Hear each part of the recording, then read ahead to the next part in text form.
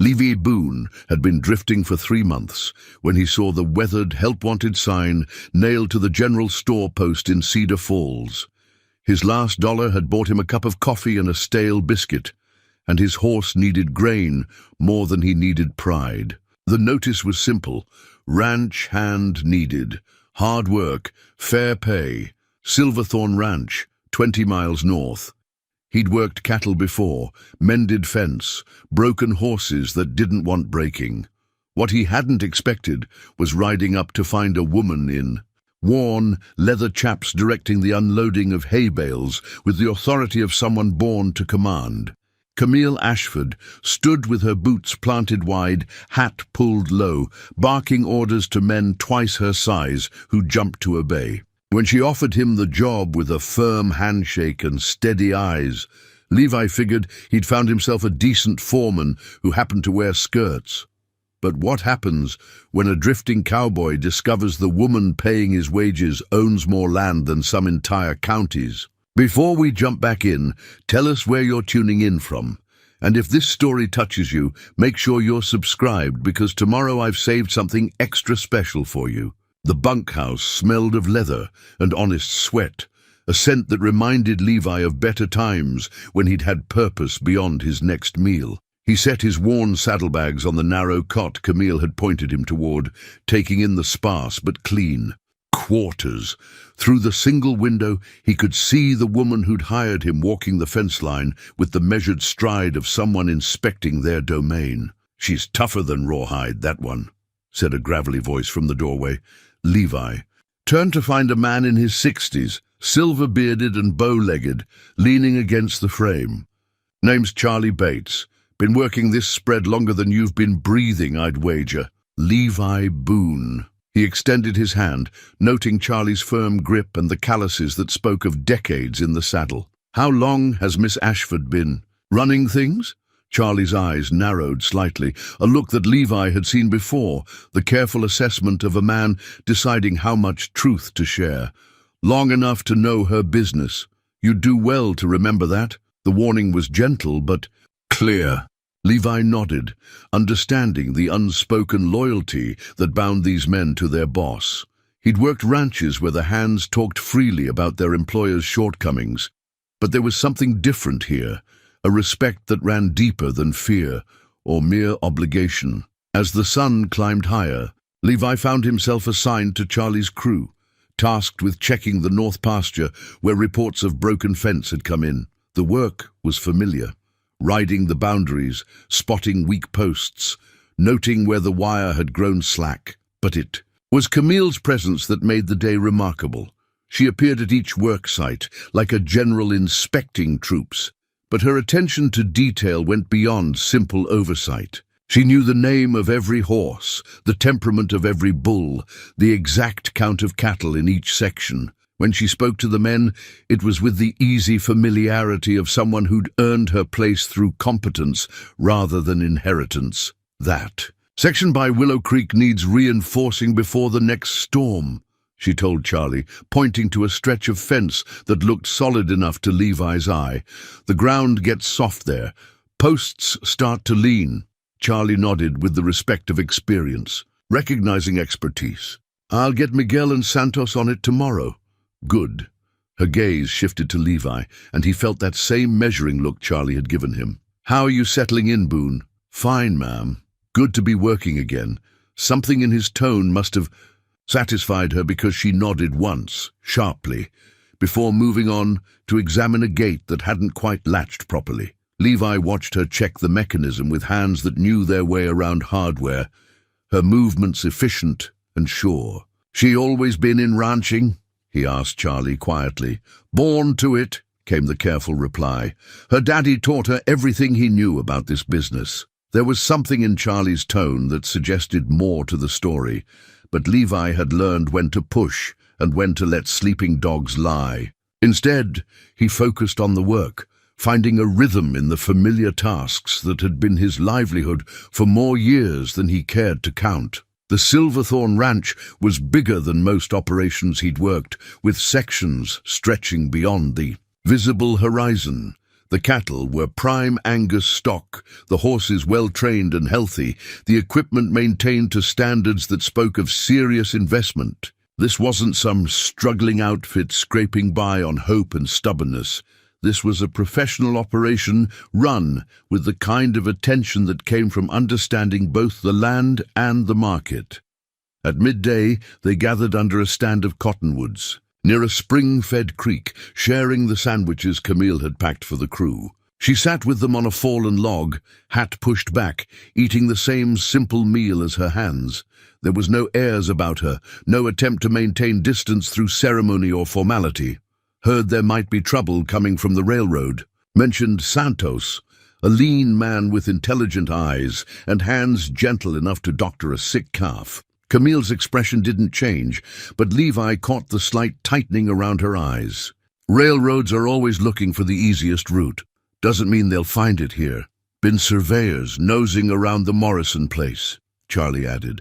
Old Ben's worried they'll try to claim eminent domain. Ben Morrison's got good lawyers, Camille said, but her tone suggested the matter warranted more consideration than her words implied. Land rights in Texas aren't something you give up without a fight. The conversation moved on to other topics: the weather, the quality of the grass in different sections, plans for the fall roundup, but Levi found himself studying Camille's face. There was something about the way she dismissed the railroad talk that didn't quite ring true, as if she were keeping her own counsel about matters that concerned her more than she was letting on. The afternoon brought them back to the main compound as shadows began to lengthen across the yard. Camille disappeared into the ranch house while the hands saw to the horses and equipment. The house itself was substantial but not ostentatious. A two-story structure of weathered wood and native stone that looked like it had grown from the land itself. "You did good work today," Charlie told him as they unsaddled their horses. "Keep it up. You'll fit in fine here." "Seems like a good outfit," Levi replied, meaning it. "Miss Ashford knows her business." "That she does." Charlie paused in his brushing, giving Levi another of those measuring looks. "Word of advice, though. There's men who've worked this ranch for years and still don't presume to know all there is to know about Camille Ashford. She keeps her own counsel, and she's got her reasons." The warning was clearer this time, and Levi nodded his understanding. Every boss had secrets, and most had good reasons for keeping them. His job was to do the work he was hired for, not to satisfy his curiosity about the woman who signed his pay. But as he settled into his bunk that evening, listening to the quiet conversations of men winding down from a day's honest labor, Levi found his thoughts returning to Camille Ashford.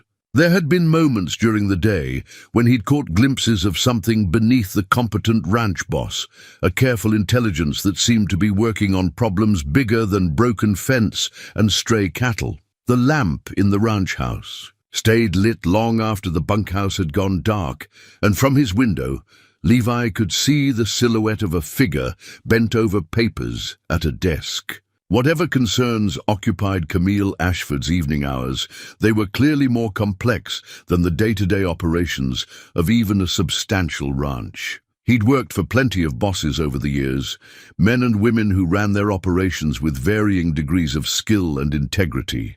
But there was something different about Camille Ashford, something that suggested depths he was only beginning to glimpse. The way she moved through her world with quiet authority, the deference shown her by men who'd clearly earned their spurs. Through hard experience, the careful way everyone spoke about her, it all pointed to someone whose story ran deeper than what appeared on the surface. As sleep began to claim him, Levi reflected on the curious turn his fortunes had taken. 3 days ago, he'd been counting his last coins and wondering where his next meal would come from.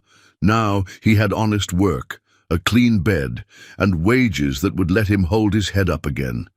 It was more than he'd dared hope for when he'd seen that weathered sign in Cedar Falls, but even as gratitude settled over him like a warm blanket, questions lingered at the edges of his consciousness. Who was Camille Ashford, really?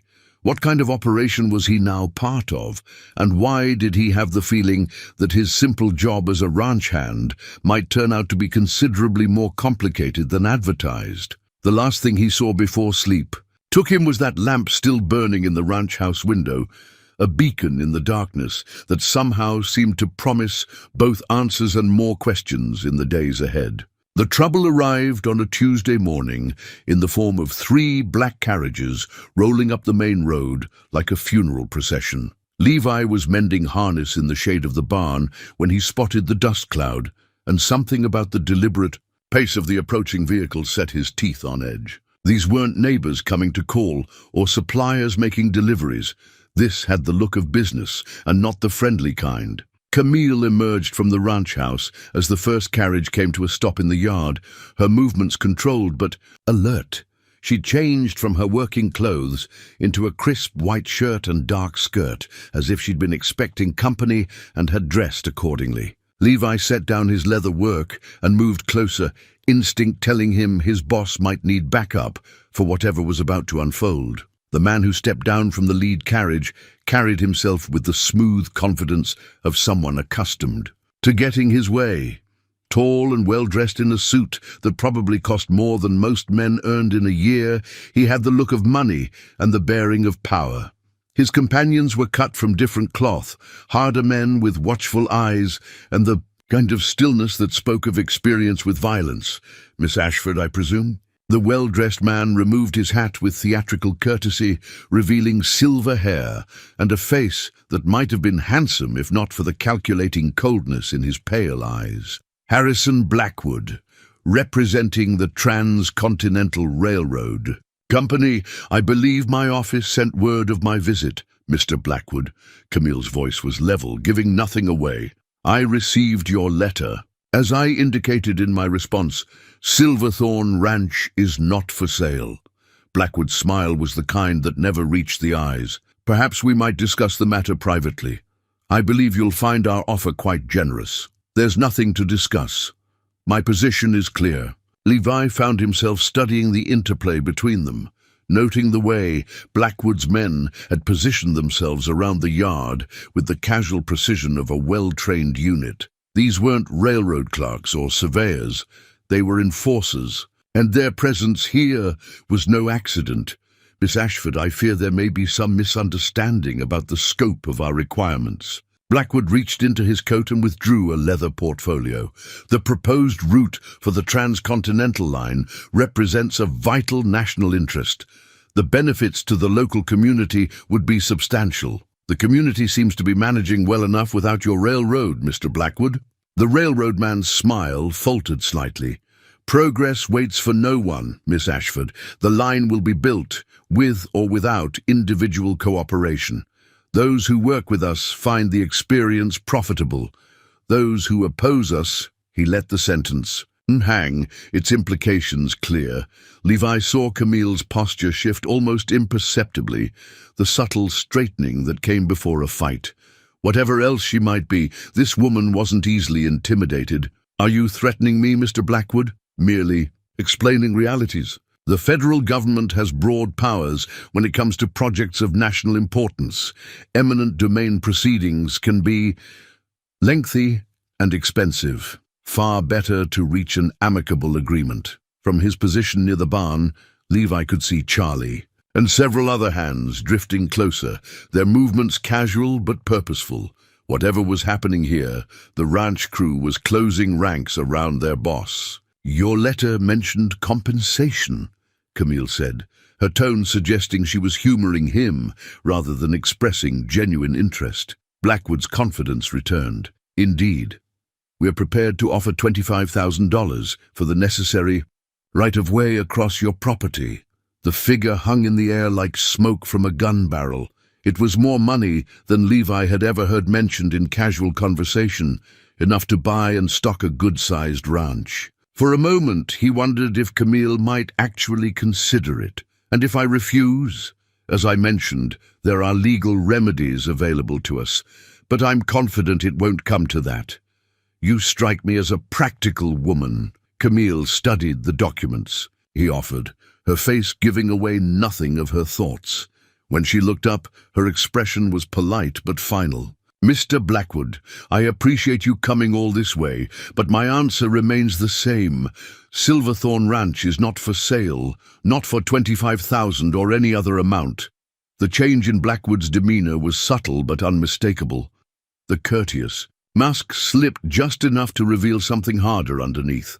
"I see. Perhaps you'd benefit from time to reconsider. These matters often seem different after proper reflection. My position won't change. We shall see." Blackwood replaced his hat and signaled to his men. "I'll be in the area for several days, conducting other business. Should you wish to discuss this further, I'm staying at the Cattleman's Hotel in Cedar Falls." As the carriages prepared to leave, one of Blackwood's men approached Camille with a rolled document. "Survey notice, ma'am. We'll be conducting preliminary assessments of the proposed route over the next few days." Camille accepted the paper without comment, but Levi saw her jaw tighten. After the carriages had disappeared down the road, she stood in the yard for a long moment, staring at the document in her hands. "Trouble?" Charlie asked, moving to her side. "The kind that doesn't take no for an answer." She looked up at the gathered hands, and Levi was struck by the steel in her voice. "Mr. Blackwood seems to believe that persistence and pressure will change my mind. He's mistaken. What do you need from us, boss?" This from Santos, who'd appeared with several other hands. "Keep your eyes open. If anyone sees surveyors on our land without permission, I want to know immediately.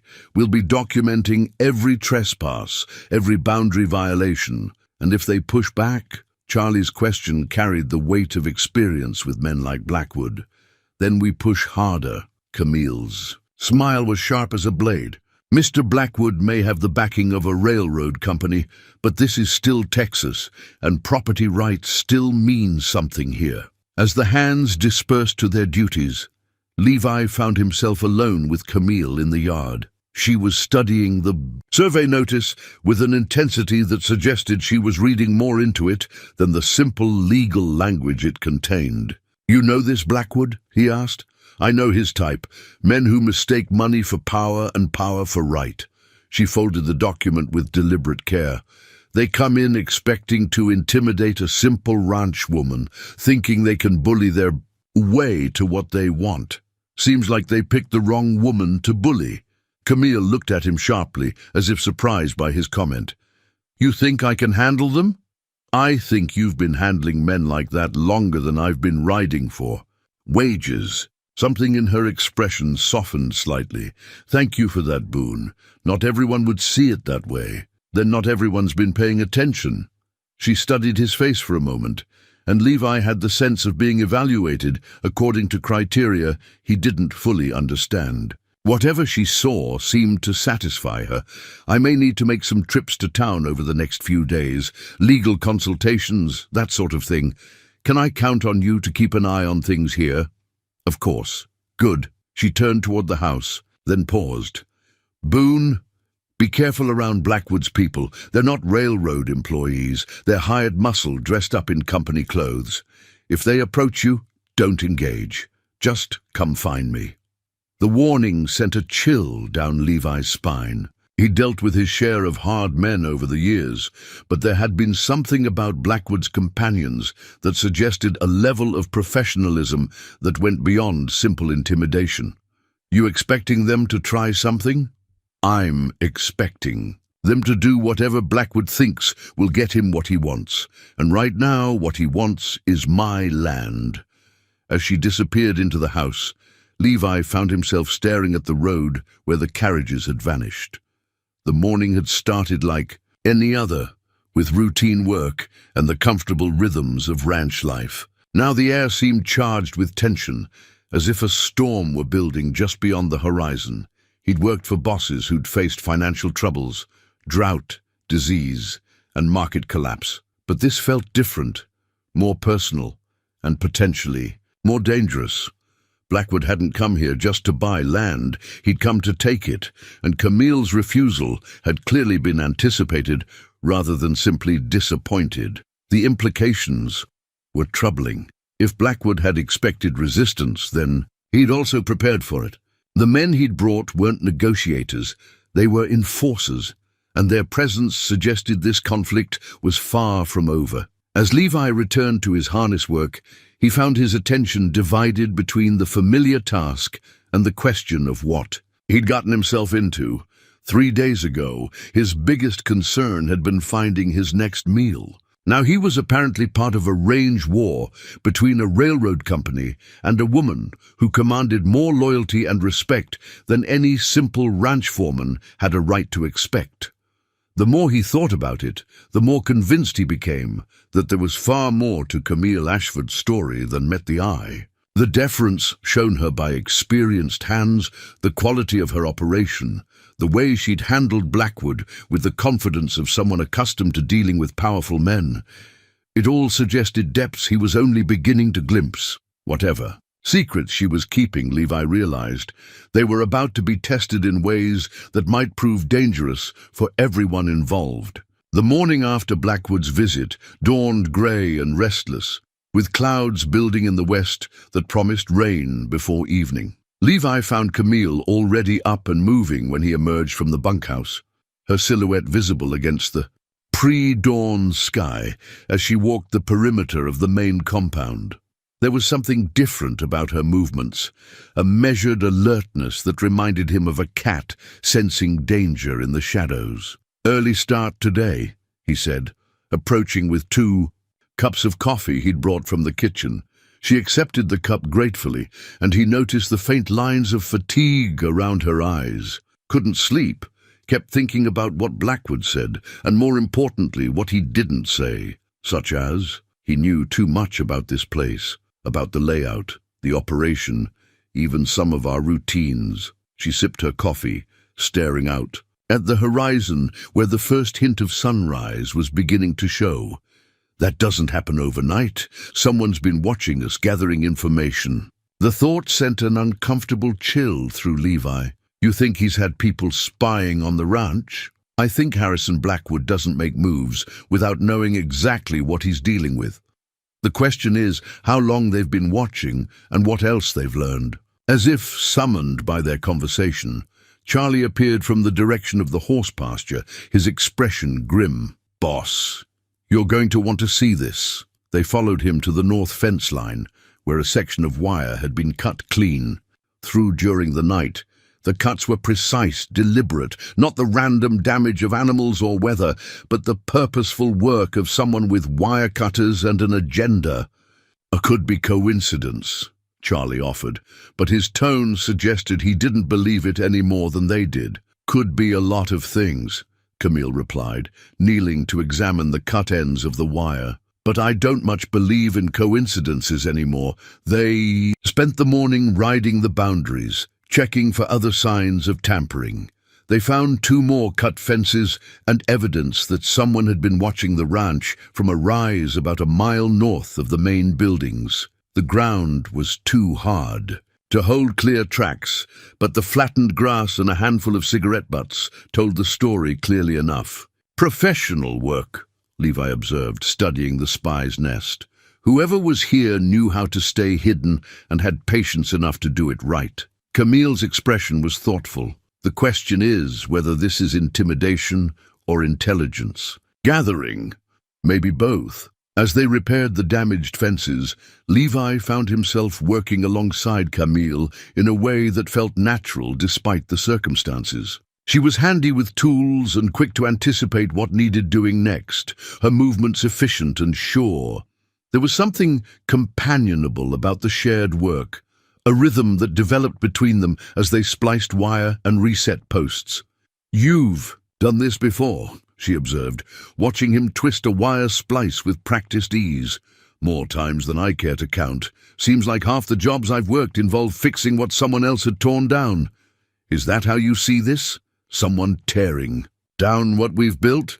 Levi paused in his work, considering the question.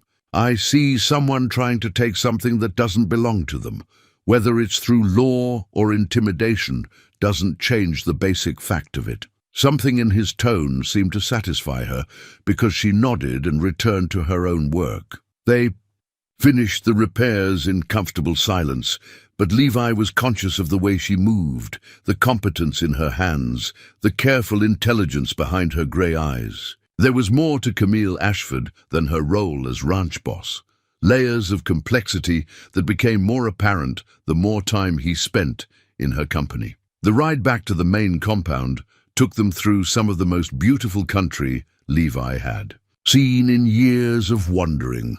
Rolling hills covered in good grass, scattered groves of oak and mesquite, and a creek that ran clear and steady even in the dry season. It was the kind of land a man could build a life on, the kind that was worth fighting for. "How long has your family owned this place?" he asked, as they paused to water their horses at the creek. "Longer than I've been alive," she said, "but something in her tone suggested the simple answer concealed more complicated truths. My father built most of what you see, but there's been Ashford land in this county for 3 generations. That's a lot of history to just hand over to a railroad." She looked at him sharply, as if surprised by his understanding. "It is. More than Blackwood realizes, I think." "What do you mean?" For a moment she seemed on the verge of saying more, but then her expression closed off slightly. "Just that there's more at stake here than one ranch, no matter how successful it might be." The evasion was gentle but clear, and Levi respected the boundary she was drawing. Everyone had secrets, and most had good reasons for keeping them. His job was to support her decisions, not to pry into matters she chose to keep private. They were nearly back to the compound when they encountered the surveyors, 3 men with instruments and measuring chains, working their way across the southern pasture as if they owned the place. Camille's reaction was immediate and controlled, her posture straightening as she urged her horse into a faster gait. "Gentlemen," she called as they approached, "I believe you're trespassing on private property." The lead surveyor, a thin man, with ink-stained fingers and the pale complexion of someone who spent most of his time indoors, looked up from his transit with an expression of polite confusion. "Ma'am, we're operating under proper authority. Transcontinental Railroad Survey, authorized by federal statute." "Authorized by federal statute to survey public lands, perhaps. This is private property, and you have no permission to be here. I'm afraid there's been some misunderstanding." The surveyor reached into his coat and produced a folded document. "We have proper documentation." Camille accepted the paper and read it carefully, her expression growing darker with each line. When she looked up, her voice was deadly quiet. "This authorization is for a preliminary survey of potentially affected properties along the proposed transcontinental route. It does not grant permission to trespass on private land without the owner's consent." "Ma'am, we're simply conducting a routine assessment. You're trespassing. Leave, now." The authority in her voice was unmistakable, but the surveyor seemed inclined to argue. "I'm afraid we have our orders, and I have mine." Camille's hand moved to rest on the butt of the revolver she wore at her hip, a gesture that was casual but unmistakable. "This is posted private property, and you are not welcome here." Levi found himself moving his horse slightly to Camille's left, positioning himself to support whatever action she might take. The surveyors were clearly civilians, not fighters, but there was something about the situation that set his nerves on edge. "There's no call for threats, ma'am," the lead surveyor said, but he was already packing up his equipment. "We're just doing our jobs." "Then do them somewhere else." As the surveyors loaded their gear and departed, Levi found himself studying Camille's profile. There had been something in her voice during the confrontation, an authority that went beyond simple property ownership. She had spoken like someone accustomed to being obeyed, someone whose word carried weight beyond the immediate circumstances. "That went better than I expected," he said as they watched the surveyors disappear toward the road. "They'll be back," she replied, "probably with a sheriff's deputy and a more detailed court order. Blackwood's not the type to give up after one setback." "What then?" "Then we make it as difficult and expensive as possible for them to do what? And they're planning." She turned her horse toward home, but her expression remained troubled. "The law gives them certain rights, but it also protects ours. The question is, which side has better lawyers? The comment struck Levi as odd, not because of what she said, but because of how she said it. Most ranch owners in her position would be worried about legal costs, about finding competent representation, about whether they could afford to fight a company with the resources of a major railroad.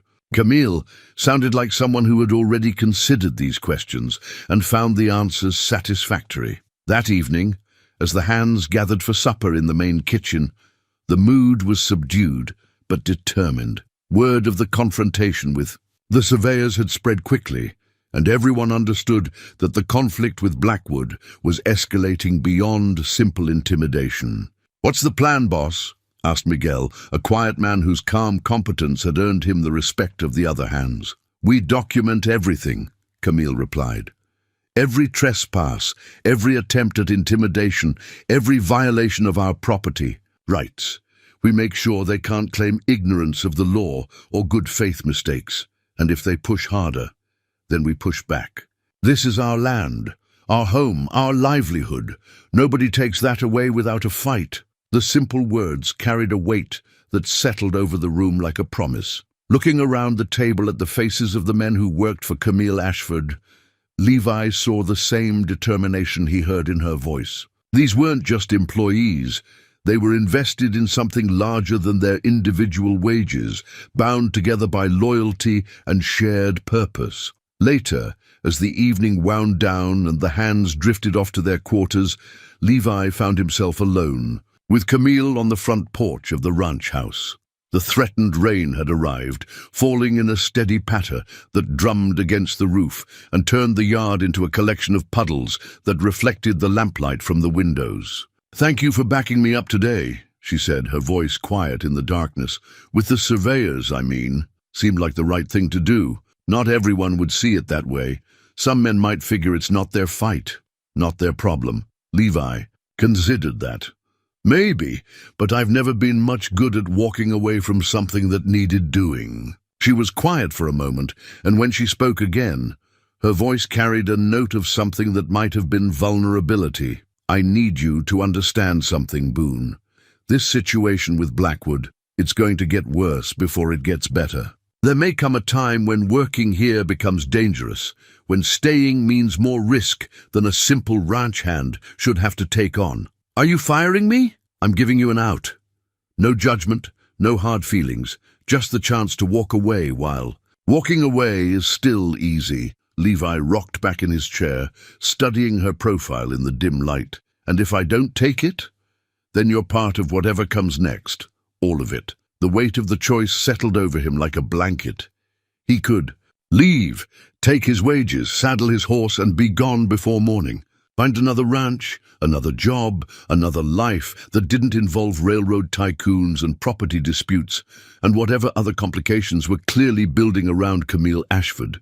Instead, he found himself thinking about the way she'd faced down Blackwood, the loyalty she inspired in her hands, the quiet competence with which she ran her operation. There was something here worth protecting, something that went beyond simple employment. "I reckon I'll stay," he said finally. "See how this plays out." Her smile was visible even in the darkness. "I was hoping you'd say that. Just one question." "What's that?" "When all this is over, when Blackwood's gone and the dust settles, will I finally get to know who Camille Ashford really is?" The silence stretched between them, filled with the sound of rain and the distant lowing of cattle settling for the night. When she finally answered, her voice was so quiet he almost missed it. "I hope so, Boone. I truly hope so." The trip to Cedar Falls 3 days later revealed layers of complexity that left Levi questioning everything he thought he knew about his employer. What had started as a simple supply run transformed into something resembling a royal procession, with townspeople tipping their hats and shopkeepers emerging from their establishments to greet Camille with a deference that went far beyond ordinary courtesy. "Morning, Miss Ashford," called the banker from the steps of the First National, his tone carrying the careful respect reserved for important customers. "Wonderful to see you in town." "Good morning, Mr. Henley." Camille's response was warm but measured, Acknowledging the greeting without encouraging extended conversation, Levi noted the way conversations quieted as they passed, how women paused in their shopping to nod respectfully, how even the street children seemed to recognize her and step aside with unusual politeness. This wasn't the reception accorded to even a successful ranch owner. This was something closer to what he'd expect for local nobility. At the general store, the proprietor personally attended to their order, bustling about with an efficiency that suggested Camille's business was particularly valued. While she discussed specifics with the storekeeper, Levi found himself studying the interactions, trying to piece together the puzzle of her true position in the community. "That everything you need, Miss Ashford?" the storekeeper asked, tallying. "Their substantial order. For now, yes. Please have it delivered to the usual account." "Of course, ma'am. Always a pleasure." As they prepared to leave, Levi noticed the careful way the man recorded the transaction, not in the standard ledger, but in a separate, leather-bound book that he returned to a locked drawer beneath the counter. The gesture was subtle, but it spoke to special arrangements that ordinary customers didn't enjoy. Their next stop was the bank, where Camille's entrance prompted the immediate attention of not just clerks, but the manager himself. Levi waited outside, ostensibly watching their horses, but actually observing the deference shown to his employer by one of the most powerful men in town. Through the window, he could see Camille in animated discussion with the banker. Documents spread across a polished desk. Whatever business they were conducting appeared substantial, involving multiple papers and what looked like serious financial considerations. When she emerged 20 minutes later, her expression was thoughtful but satisfied. "Everything in order?" Levi asked as they prepared to continue their rounds. "For now. Though I suspect Mr. Henley's going to be fielding some interesting inquiries from certain railroad representatives in the near future." The comment was casual, but it carried implications that made Levi wonder exactly what kind of financial resources Camille commanded. Most ranch owners dealt with banks as supplicants, hoping for favorable terms on loans and credit. Camille had emerged from that meeting looking like someone who held the stronger negotiating position. Their final stop was at the office of Samuel Morrison, attorney at law, where Camille disappeared for nearly an hour while Levi waited in the afternoon shade. When she emerged, she was accompanied by Morrison himself, a distinguished man in his 60s whose reputation extended well beyond Cedar Falls. "Miss Ashford," Morrison was saying as they appeared in the doorway, "I want you to understand that this is going to be a complex proceeding. Blackwood's people are well-funded and experienced with this type of acquisition." "I understand, Samuel, but we're not without resources of our own." "Indeed not. I'll begin preparing the documentation immediately. In the meantime, document everything, every trespass, every attempt at intimidation, every violation of proper procedure." As they rode back toward the ranch, Levi found his curiosity finally overcoming his natural discretion. "Mind if I ask, what kind of legal trouble we're preparing for?" Camille was quiet for a moment, seeming to weigh how much to reveal. "Blackwood's going to try to force a sale through eminent domain proceedings. Claims the railroad serves a greater public good than private ownership." "Can he do that? Legally? Under certain circumstances, yes. The question is whether those circumstances actually apply here." She paused, studying the horizon ahead of them. "Sam Morrison thinks we have a strong case, but legal battles can be expensive and unpredictable. Most people in your position would be worried about affording that kind of fight." Again, that moment of consideration before she replied. "Most people don't have the advantages I do." It was another evasion, polite but clear, and Levi respected the boundary while filing away the implications. Whatever resources Camille commanded, they were apparently substantial enough that a prolonged legal battle with a major railroad company didn't represent the financial catastrophe it would for most ranchers. The ride home took them through some of the most beautiful country either of them had seen, rolling hills covered in good grass that stretched toward distant mountains. The late afternoon light turned everything golden, creating the kind of vista that made a man understand why people fought for land. "It's something, isn't it?"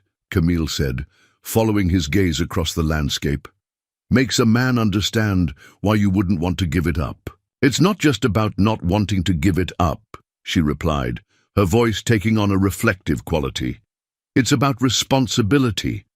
This land supports more than just cattle.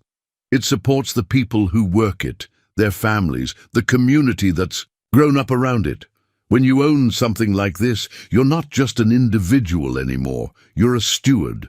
The comment revealed more about her philosophy than anything she'd said before, and Levi found himself studying her profile as she gazed out over the rangeland. There was something in her voice when she talked about stewardship, a sense of burden that seemed to weigh heavier than simple property ownership should require. "Sounds like something your father taught you." Among other things, a shadow crossed her expression. "He used to say that land ownership wasn't a privilege, it was a responsibility, that every decision you made affected not just yourself, but everyone who depended on you." Sounds like a wise man. He was. Though I sometimes wonder if he fully understood what he was preparing me for. They were approaching the ranch compound when they spotted the riders, 3 men on horseback, moving with the purposeful pace of people conducting business rather than casual travel. Even at a distance, there was something familiar about their formation that set Levi's nerves on edge. "Blackwood's men?" he asked. Camille's expression hardened. "Looks like it. I recognize the one in front. Called himself Johnson when they were here before." As they drew closer, Levi could see that the riders had been waiting at the main gate, positioned so they could intercept anyone coming or going. It was a deliberate choice, designed to assert control and demonstrate that Blackwood's reach extended beyond simple business negotiations. The lead rider, a hard-faced man with the bearing of someone accustomed to violence, urged his horse forward as they approached. "Miss Ashford, Mr. Blackwood would like a word. Mr. Blackwood knows where to find me if he wants to talk. He's waiting at the hotel in town. Thought you might want to reconsider his offer before things get more complicated." There was no mistaking the threat in the man's tone, but Camille's response was steady and unimpressed. "My position hasn't changed, Mr. Johnson. Silverthorne Ranch is not for sale." "That's unfortunate. Mr. Blackwood was hoping you'd be more reasonable." "I'm being perfectly reasonable. I'm also being perfectly clear. This is private property, and you're not welcome here." Johnson's smile was unpleasant. "Lot of things can happen on isolated ranches, Miss Ashford. Accidents, equipment failures, problems with livestock. Shame if any of that kind of trouble found its way here." Levi felt his hand drift toward his pistol, but Camille's voice cut through the tension like a blade. "Are you threatening me, Mr. Johnson?" "Just pointing out realities, ma'am. World's full of unexpected troubles for folks who don't know how to be flexible. The world's also full of unexpected troubles for men who mistake threats for negotiation." Camille's voice was arctic. "I suggest you deliver that message to Mr. Blackwood, along with my continued refusal of his offer." For a moment, the two groups faced each other in tense silence, the weight of unspoken violence hanging heavy in the afternoon air. Then Johnson touched his hat in a mockery of courtesy and wheeled his horse around. "Good day, Miss Ashford. I'm sure we'll be seeing each other again soon." As Blackwood's men rode away, Levi found himself studying Camille's face. The confrontation had revealed another facet of her character, a steel core that remained steady. Under pressure that would have rattled most people, "That was well handled," he said. "That was just the beginning." She urged her horse forward, but her expression remained troubled. Blackwood's escalating, moving from legal pressure to physical intimidation.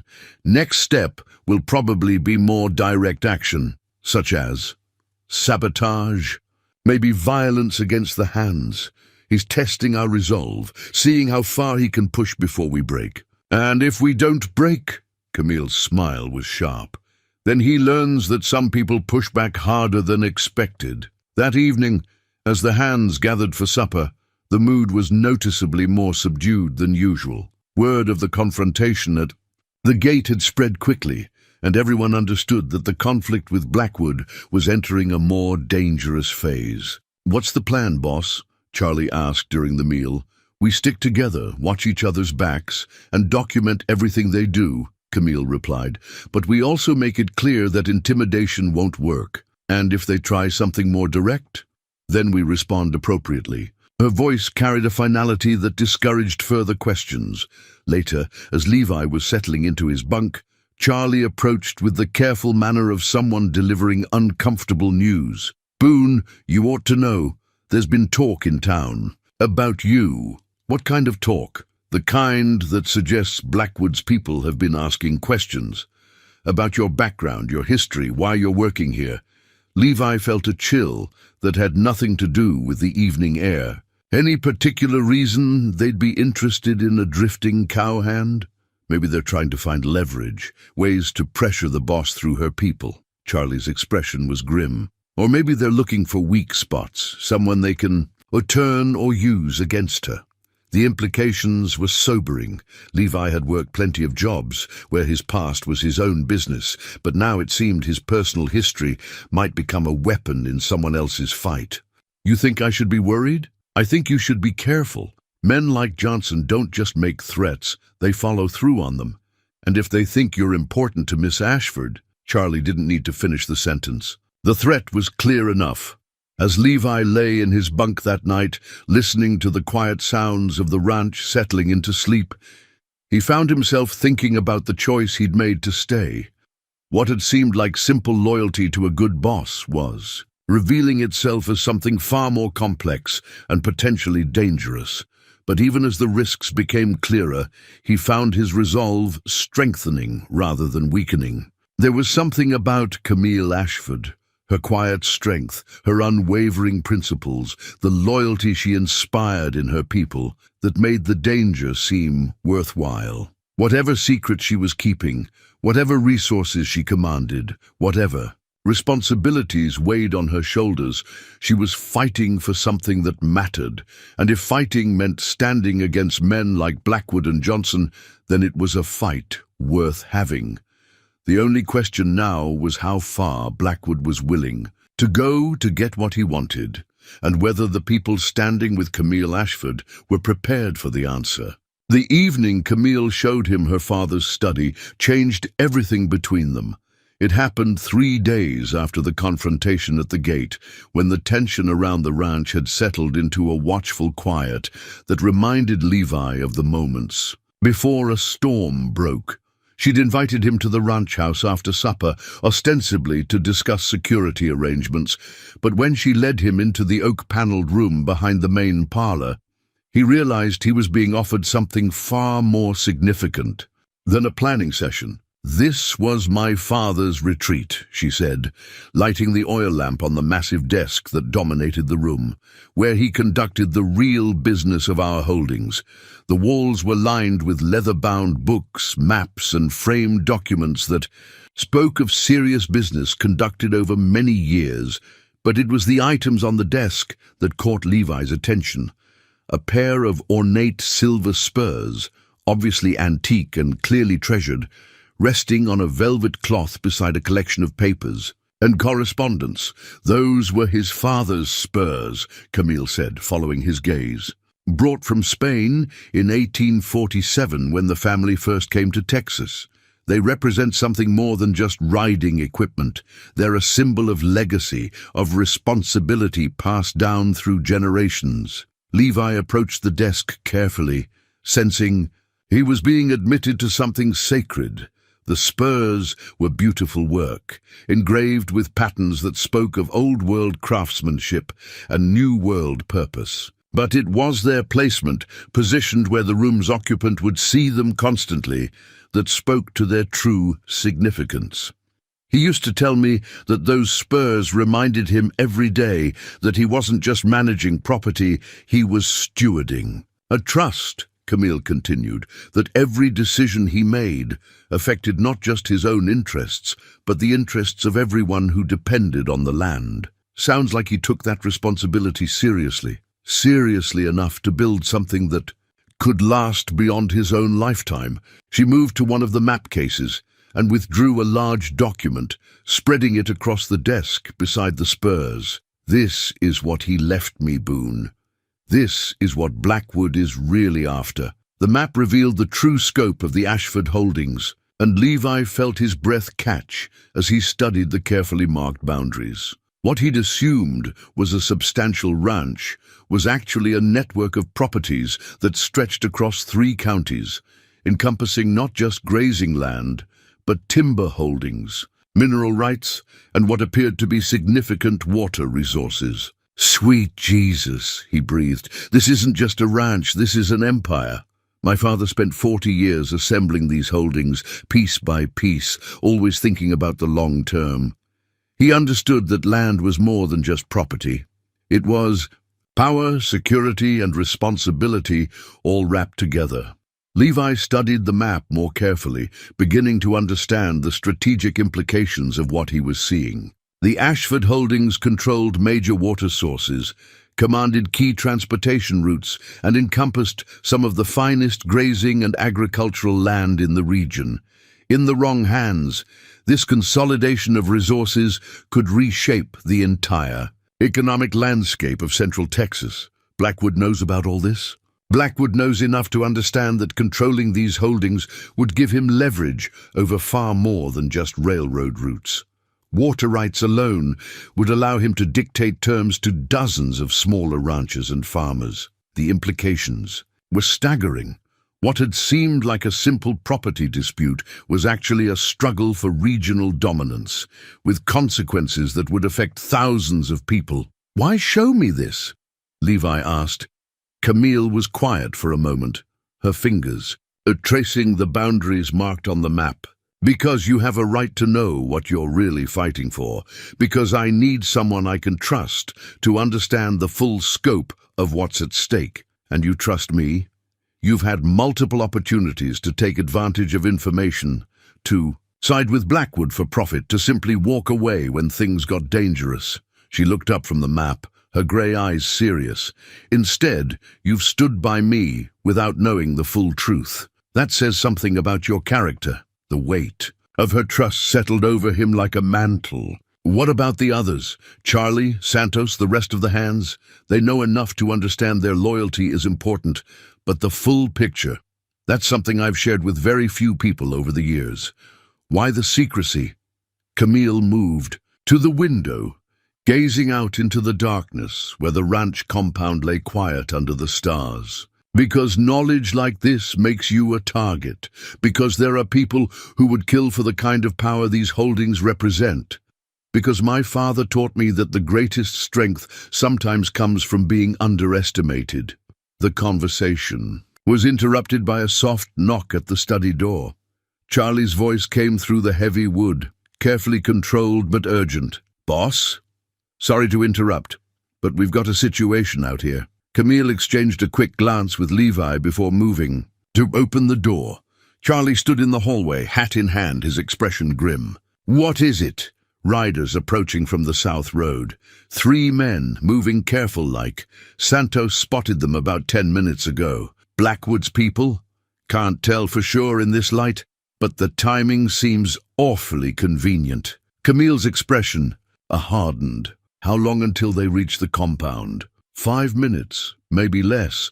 She turned to Levi, and he saw the transformation from vulnerable woman sharing family secrets to ranch boss preparing for confrontation. "Can you handle a rifle?" "Well enough." "Good. Charlie, get the men positioned but keep them out of sight. I want to see what these visitors want before we show our hand." As Charlie disappeared to organize the hands, Camille moved to a gun cabinet and withdrew a lever-action Winchester, checking the action with practiced efficiency. "There's ammunition in the desk drawer if we need it. You think they're planning something tonight? I think they're testing our readiness, seeing how we respond to pressure." She moved back to the window, watching the darkness beyond the compound. "Or they're creating a distraction while someone else does something we're not expecting." The thought sent a chill through Levi. "Such as?" "Sabotage, theft, maybe an attempt to plant evidence that would give them legal justification for more aggressive action." They waited in tense silence, the ranch house dark except for the single lamp in the study. Through the window, they could see the faint movement of shadows as the hands took positions around the compound, invisible to casual observation but ready to respond if the situation turned violent. The riders materialized out of the darkness like ghosts, 3 men on horseback, moving with the deliberate pace of people conducting business rather than traveling.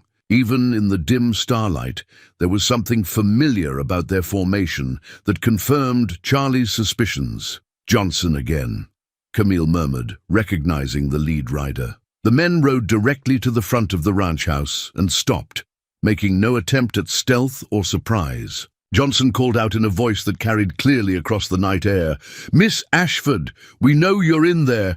Time for another conversation." Camille moved to the front door, but Levi caught her arm. "You don't have to face them alone." "Actually, I do. This is about intimidation, about making me feel isolated and vulnerable. If I come out with backup, it validates their tactics.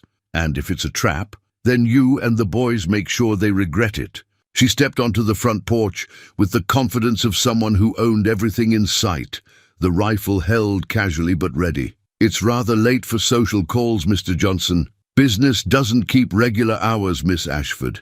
Mr. Blackwood has a new proposal he thought you might want to consider. At this hour? Sometimes the best deals are made when people have time to think without distractions." Johnson dismounted and approached the porch, his companions remaining mounted but alert. In the darkness, their positioning suggested preparation for rapid departure if necessary. "Mr. Blackwood's prepared to double his previous offer," Johnson continued. $50,000 for the right-of-way, plus compensation for any inconvenience. The figure hung in the night air like a challenge. $50,000 was more money than most people saw in a lifetime, enough to buy and stock multiple ranches or live comfortably without working for years. "And if I refuse again?" Then Mr. Blackwood moves to the next phase of his acquisition strategy. "Legal proceedings can be expensive and unpredictable, Miss Ashford. Sometimes they uncover information that property owners would prefer to keep private." The threat was veiled but unmistakable. Blackwood was prepared to use whatever leverage he could find, legal or otherwise, to force the sale. "Are you threatening to fabricate evidence, Mr. Johnson?" "I'm suggesting that thorough legal discovery sometimes reveals irregularities in property transfers, tax assessments, business dealings. Things that might require expensive resolution even if they're ultimately found to be legitimate." From his position inside the study, Levi felt his jaw clench. The man was essentially threatening to bury Camille in legal expenses and investigations, using the court system as a weapon of harassment. "I see." Camille's voice remained steady, giving nothing. "Way. And if I were to accept this generous offer, then Mr. Blackwood's lawyers handle all the paperwork, the survey crews finish their work without interference, and everyone goes their separate ways as friends. How convenient." "Unfortunately, Mr. Johnson, my answer remains the same. Silverthorne. Ranch is not for sale at any price." Johnson's smile was visible even in the darkness. "That's unfortunate, Miss Ashford. Mr. Blackwood was hoping you'd see reason." "I see reason perfectly clearly. I also see my property boundaries and my legal rights. Rights can be complicated things, ma'am. Sometimes they get tangled up in legal proceedings that take years to resolve. A lot can happen to a ranch in that time. Equipment failures, labor disputes, problems with suppliers. Amazing how many troubles can find an isolated operation." The masks were finally coming off. Johnson was no longer pretending this was a simple business negotiation. He was making direct threats of sabotage and economic warfare. "Are you finished, Mr. Johnson?" "For tonight. But this conversation isn't over, Miss Ashford. Mr. Blackwood's a patient man, but his patience isn't unlimited." As the riders disappeared back into the darkness, Levi emerged from the house to find Camille still standing on the porch, her rifle held ready until the hoofbeats faded completely. "They're escalating," she said without turning around. "Sounds like they're preparing for war." They are. The question is whether we're ready for what comes next. Charlie materialized from the shadows with several other hands, their weapons visible now that the immediate confrontation was over. They try. "Anything else tonight?" he asked. "I doubt it. That was about intimidation, not action." Camille finally relaxed her grip on the rifle. "But double the watch rotation anyway, and make sure the horses are secured. If they're planning sabotage, that's where they'll start." As the hands dispersed to their new positions, Camille and Levi returned to the study. The map was still spread across the desk, the silver spurs gleaming in the lamplight, but the atmosphere in the room had changed.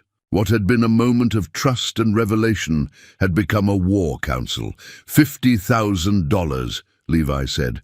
"That's serious money. It's also less than a tenth of what these holdings are actually worth." Camille rolled up the map with careful precision. "Blackwood knows the real value. He's just hoping I don't. But you do.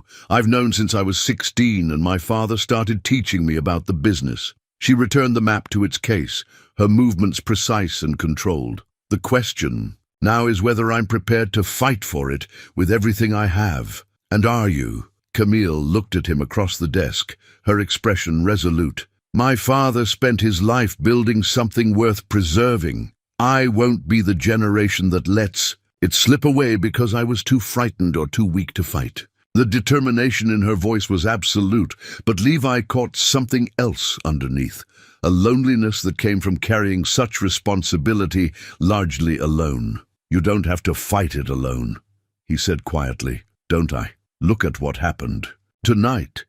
Johnson's threats weren't just about property, they were about what they're willing to do to anyone who stands with me. Then they don't know much about the kind of people who work for Camille Ashford. Something in his tone made her look up sharply, and for a moment the mask of authority slipped to reveal the woman underneath, vulnerable, determined, and perhaps more grateful for loyalty than she cared to admit. "Thank you for that, Boone.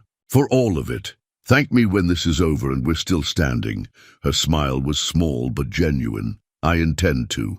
The portfolio of land deeds lay spread across Camille's desk like a hand of cards that could win or lose everything. 3 days had passed since Johnson's midnight visit, 3 days of mounting pressure that culminated in Camille's decision to show Levi the full scope of what they were really fighting for. The leather folder contained 43 individual property deeds, mineral rights certificates, and water usage permits that painted a picture of holdings so vast they defied easy comprehension. "This is everything," she said, her voice carrying the weight of revelation. "Every piece of land, every water right, every mineral claim my father acquired over 4 decades of careful planning." Levi studied the documents with growing amazement.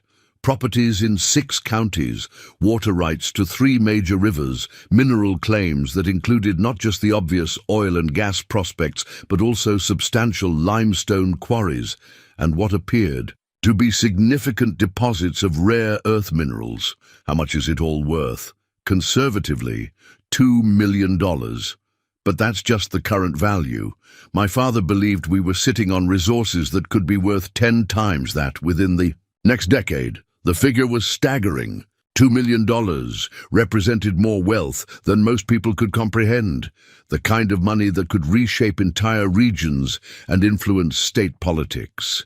And Blackwood knows about all this? Not the full extent, but enough to understand that what he's after goes far beyond a simple railroad right-of-way. Camille picked up one of the mineral rights certificates, her expression troubled. The route he's proposing would give him access to survey and potentially claim resources he has no legal right to. Levi was beginning to understand the true scope of the conflict, so this isn't really about the railroad at all. The railroad is part of it, but you're right, this is about resource extraction, about positioning for the kind of development that will define Texas for the next 50 years. The conversation was interrupted by rapid footsteps on the front porch, followed by Charlie's urgent knock.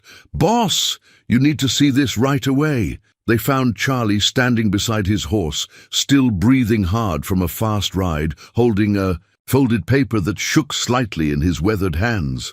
"What is it?" Camille asked. "Legal notice, posted at the courthouse in Cedar Falls about an hour ago. Thought you should see it before word spreads." Camille accepted the document and read it carefully, her expression growing darker with each line. When she looked up, her face was pale but controlled. "What does it say?" Levi asked. "Eminent domain proceedings. Blackwood's filed papers claiming that the proposed railroad route serves vital national interests and that private property owners who refuse to sell are impeding critical infrastructure development. The implications hit like a physical blow. Can he do that? Legally, yes, if he can prove his case. The question is whether a federal judge will agree that this particular railroad route is essential enough to override property rights." Charlie spat into the dust. "Bunch of legal horse shit if you ask me." "Maybe. But it's horse shit with the force of law behind it if the judge rules in his favor." Camille folded the notice with deliberate care. "How long before this goes to court?" Clark said preliminary hearings start next week. Full proceedings could take months. Levy found himself studying Camille's face, looking for signs of the fear or desperation that would be natural under these circumstances. Instead, he saw something that looked like grim determination mixed with what might have been relief. "We're expecting this," he said. "Sam Morrison warned me it was coming. The question was timing and exact approach." She turned toward the house. "Charlie, send word to the hands. I want everyone gathered in the main room after supper. It's time they understood exactly what we're up against. All of them. Everyone who's stayed this long has earned the right to know the full truth." As Charlie rode off to spread the word, Levi found himself alone with Camille in the yard.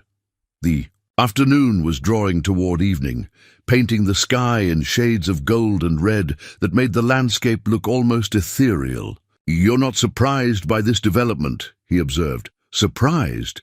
No.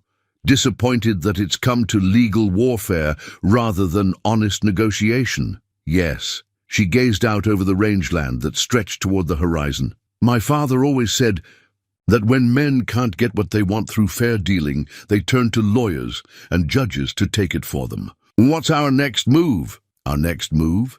She looked at him sharply, as if surprised by his continued use of the plural pronoun. "You showed me those deeds for a reason.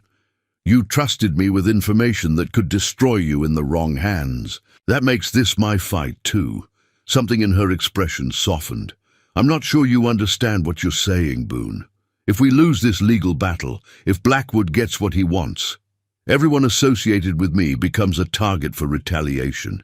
He's not the type to forgive opposition. Then we'd better not lose." The simple statement seemed to surprise her. "You make it sound easy. Nothing about this is easy.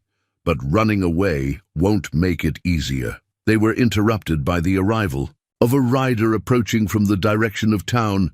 Not one of their own hands, but a stranger on a lathered horse that suggested urgent travel. The man was middle-aged, well-dressed, and carried himself with the bearing of someone accustomed to authority. "Miss Ashford," he called as he dismounted. "I'm Deputy Marshal Garrison from the federal courthouse in Austin.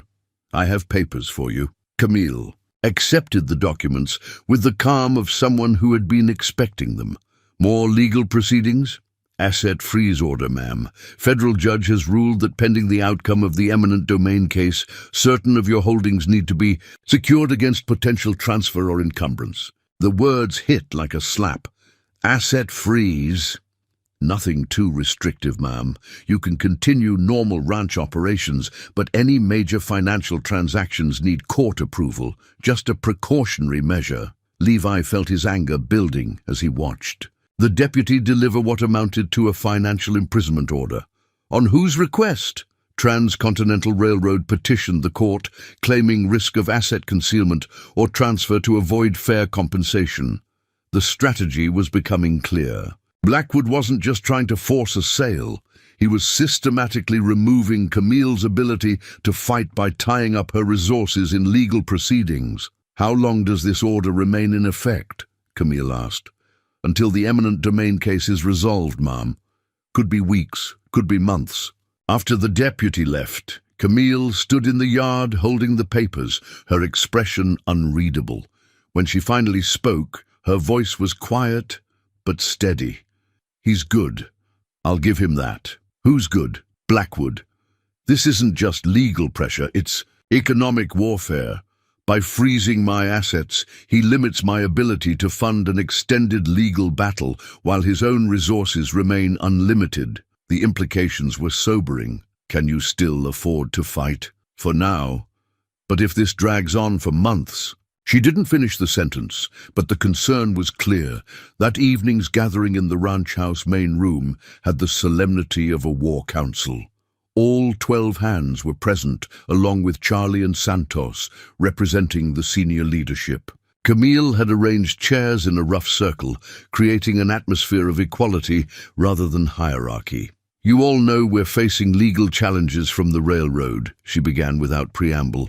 "What you don't know is the full scope of what's at stake." She spent the next 20 minutes explaining the true extent of the Ashford holdings, the value of the resources Blackwood was after, and the likely consequences if he succeeded in his legal maneuvering. The room grew progressively quieter as the magnitude of the situation became clear. "Questions?" she asked when she finished. Miguel spoke first. "What does this mean for our jobs, boss?" "If Blackwood wins, there probably won't be jobs. He's not interested in running a ranch. He wants the resources underneath it. And if we fight and lose, then we lose together. But at least we lose fighting for something worth preserving." Santos raised his hand. "What do you need from us?" "Loyalty, patience, and the understanding that things are going to get harder before they get better." Charlie cleared his throat. "Speaking for the boys, boss, we didn't sign on to work for a quitter. We knew you were worth fighting for before tonight. Now we know what we're fighting for is bigger than just one ranch." The murmur of agreement that ran through the room was like a physical force. These men had chosen their side, and their commitment was absolute. But as the gathering broke up and the hands returned to their quarters, Levi found himself alone with Camille on the front porch, watching the stars emerge in the darkening sky. "That was well done," he said. "Was it? I just told a dozen men that their livelihoods depend on my ability to outfight a railroad company in federal court. You told them the truth. They respect that." She was quiet for a moment, then turned to face him directly. "I need to ask you something, and I need you to be completely honest with me." "All right. Earlier today, when you saw those deeds, when you understood the real scope of what I own, did it change how you see me?" The question caught him off guard. "Change how? Did it make you wonder what a drifting cowboy was doing, working for someone with that kind of wealth? Did it make you feel like maybe you'd misjudged the situation?" Levi considered the question carefully. "It made me understand why you've been so careful about who you trust. Wealth like that makes you a target." "That's not what I'm asking." "Then what are you asking?"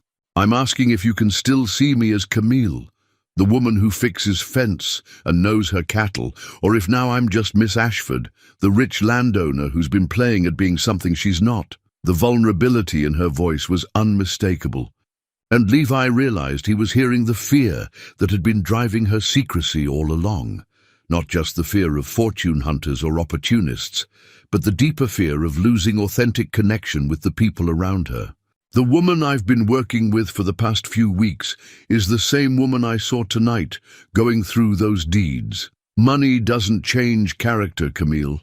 It just reveals it. And what does it reveal about mine? That you understand the difference between owning something and being owned by it. That you've got the strength to carry responsibility without letting it crush you."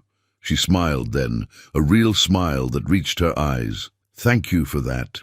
Thank me when this is over, and you still own your land." "I intend to." Her expression grew serious again. "But I need you to understand something, Boone. This legal battle is going to get ugly. Blackwood's going to use every weapon he has, including investigations into the people who work for me. Your past, your associations, anything he can use as leverage. Let him look. I've got nothing to hide that matters. Everyone has something they'd rather keep private. Maybe. But whatever secrets I've got aren't worth more than standing up for what's right." The simple declaration seemed to settle something for her, because she nodded once and turned back to watch the stars. "We're going to win this," she said quietly. "Yes, we are. Even if it costs us everything." Levi thought about that. About the men who'd pledged their loyalty tonight, about the land that stretched away into darkness, about the woman beside him who'd trusted him with truths that could destroy her. "Some things are worth everything," he said finally. "Yes," she agreed. "They are." The discovery came by accident, buried in a box of legal documents that Sam Morrison had requested from the courthouse archives. Camille was searching for property records to bolster their eminent domain defense when her fingers closed around a manila envelope sealed with wax that had gone unbroken for nearly 20 years. The inscription on the outside, in her father's careful handwriting, read, "For C.A., to be opened only in extremis." Levi watched from across Morrison's office as she broke the seal with trembling fingers, her face pale in the afternoon light. Streaming through the windows, whatever the envelope contained, its very existence suggested secrets that went deeper than anything she'd revealed before. "What is it?" Morrison asked, looking up from his own stack of legal briefs. Camille withdrew a single document, another marriage certificate, older than anything Levi had seen before, bearing dates from 1851 and signatures he didn't recognize. But it was Camille's sharp intake of breath that told him this was more than just another piece of family history. "Sam," she said, her voice barely above a whisper, "I need you to look at this. Tell me if I'm reading it correctly." Morrison accepted the certificate and studied it carefully, his experienced eyes taking in details that might escape casual observation. When he looked up, his expression was grave. "Where did you find this?" "In the archives with my father's. Other papers. I've never seen it before." "You're reading it correctly, Camille. This is a marriage certificate for your mother, dated 3 years before her marriage to your father." The implications hit the room like a physical force. Levi found himself leaning forward, trying to understand what he was witnessing. "That's impossible," Camille said. "My mother never mentioned a previous marriage." "Previous marriage to Harrison Thornfield," Morrison read from the document. "Thornfield, that name's familiar." "It should be," Camille said, her voice growing steadier as the shock gave way to analytical thinking. Thornfield Industries owns substantial railroad interests throughout the Southwest. The pieces began clicking together with terrible clarity. "Including Transcontinental Railroad?" Levi asked. Morrison nodded grimly. "Harrison Thornfield founded Transcontinental 30 years ago. He's been dead for 15 years, but his holdings passed to his children, which means," Camille said, her voice taking on a dangerous edge, "that my mother's first marriage might have given her, and by extension me, claims on Thornfield Industries holdings." "More than claims," Morrison said, studying the certificate more carefully. "If this marriage was never properly dissolved, if your mother was still legally married to Harrison Thornfield when she married your father, then my parents' marriage was invalid, and I'm Harrison Thornfield's legal heir." Camille finished the thought that Morrison was reluctant to voice. The revelation transformed everything they thought they knew about the conflict with Blackwood. This wasn't just about railroad routes or resource extraction. This was about family inheritance and corporate control on a scale that defied comprehension. "We need to verify this," Morrison said, already reaching for his law books. "Check death records, marriage dissolutions, corporate succession documents." "No," Camille said sharply. "First, we need to understand who else knows about this." "What do you mean?" "Harrison Blackwood. The timing of his interest in my property, the specific resources he's targeting, the aggressive legal tactics. What if he knows about this marriage certificate?" Levi felt the pieces falling into place. "You think he's trying to acquire your land before you discover your real inheritance?" "I think Harrison Blackwood might be Harrison Thornfield's son, trying to prevent me from claiming what's rightfully mine." The statement hung in the air like an accusation. If true, it meant the entire conflict had been orchestrated to prevent Camille from discovering her legitimate claim to one of the largest transportation empires in the country. Morrison was already pulling books from his shelves, his movements urgent. We need to research the Thornfield succession, find out who inherited when Harrison Sr. died. I can do you one better, Camille said, moving to Morrison's telegraph key. I can ask someone who would know. She composed a message with careful precision. Eleanor Thornfield, Austin. Urgent family matter requires immediate consultation. Will travel to meet at your convenience. Camille Ashford. Eleanor Thornfield, Morrison asked. Harrison Thornfield's sister. She never married, still lives in Austin. If anyone knows the truth about the family history, it would be her. The response came within 2 hours. Come immediately. Bring the certificate. We have much to discuss. E.T. The trip to Austin required an overnight journey, leaving Levi in charge of ranch operations, while Camille traveled with Morrison to meet the woman who might hold the key to everything. But before leaving, she pulled Levi aside for a conversation that revealed the full scope of her concerns. If I'm right about Blackwood, she said, then this conflict is about more than my land.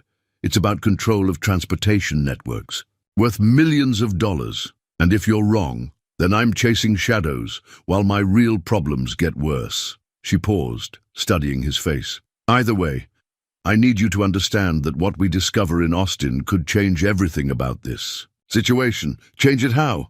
If I really am Harrison Thornfield's heir, then I don't just own ranch land in Texas.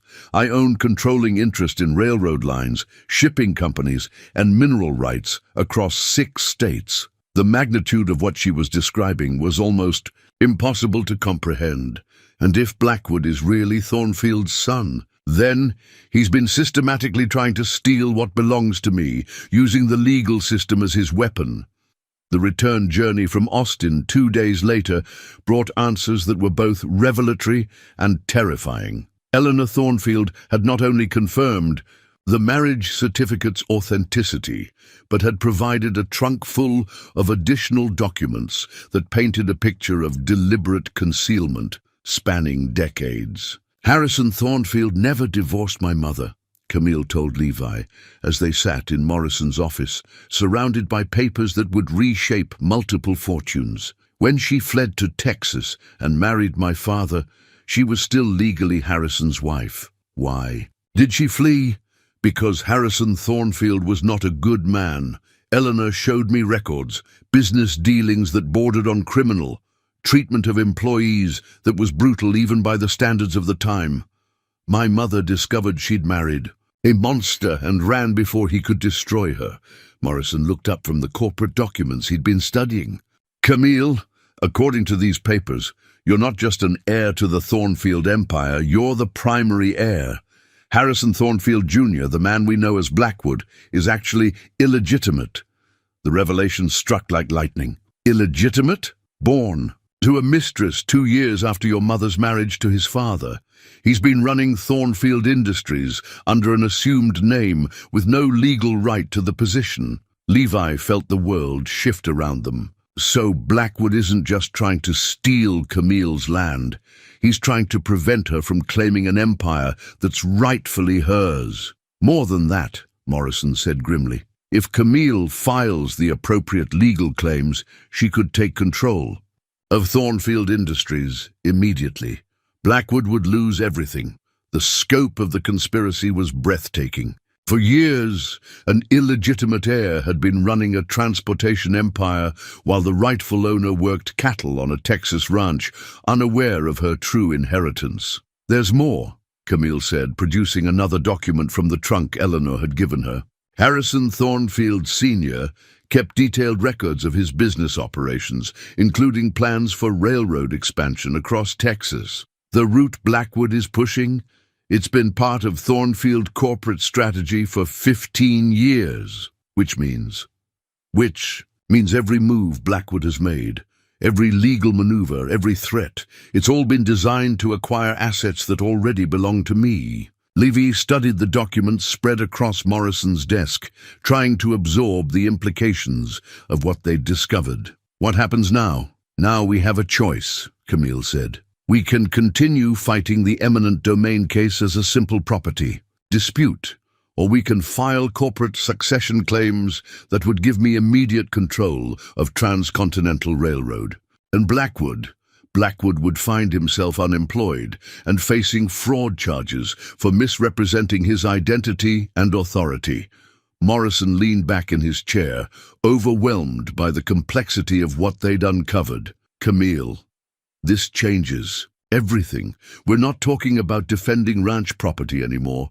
We're talking about seizing control of one of the largest transportation companies in the country. We're talking about justice," she corrected. "About stopping a fraud that's been perpetuated for 15 years. And about putting you in control of resources worth, what, $10 million? 20? According to Eleanor's estimates, closer to 50 million. The figure was beyond comprehension.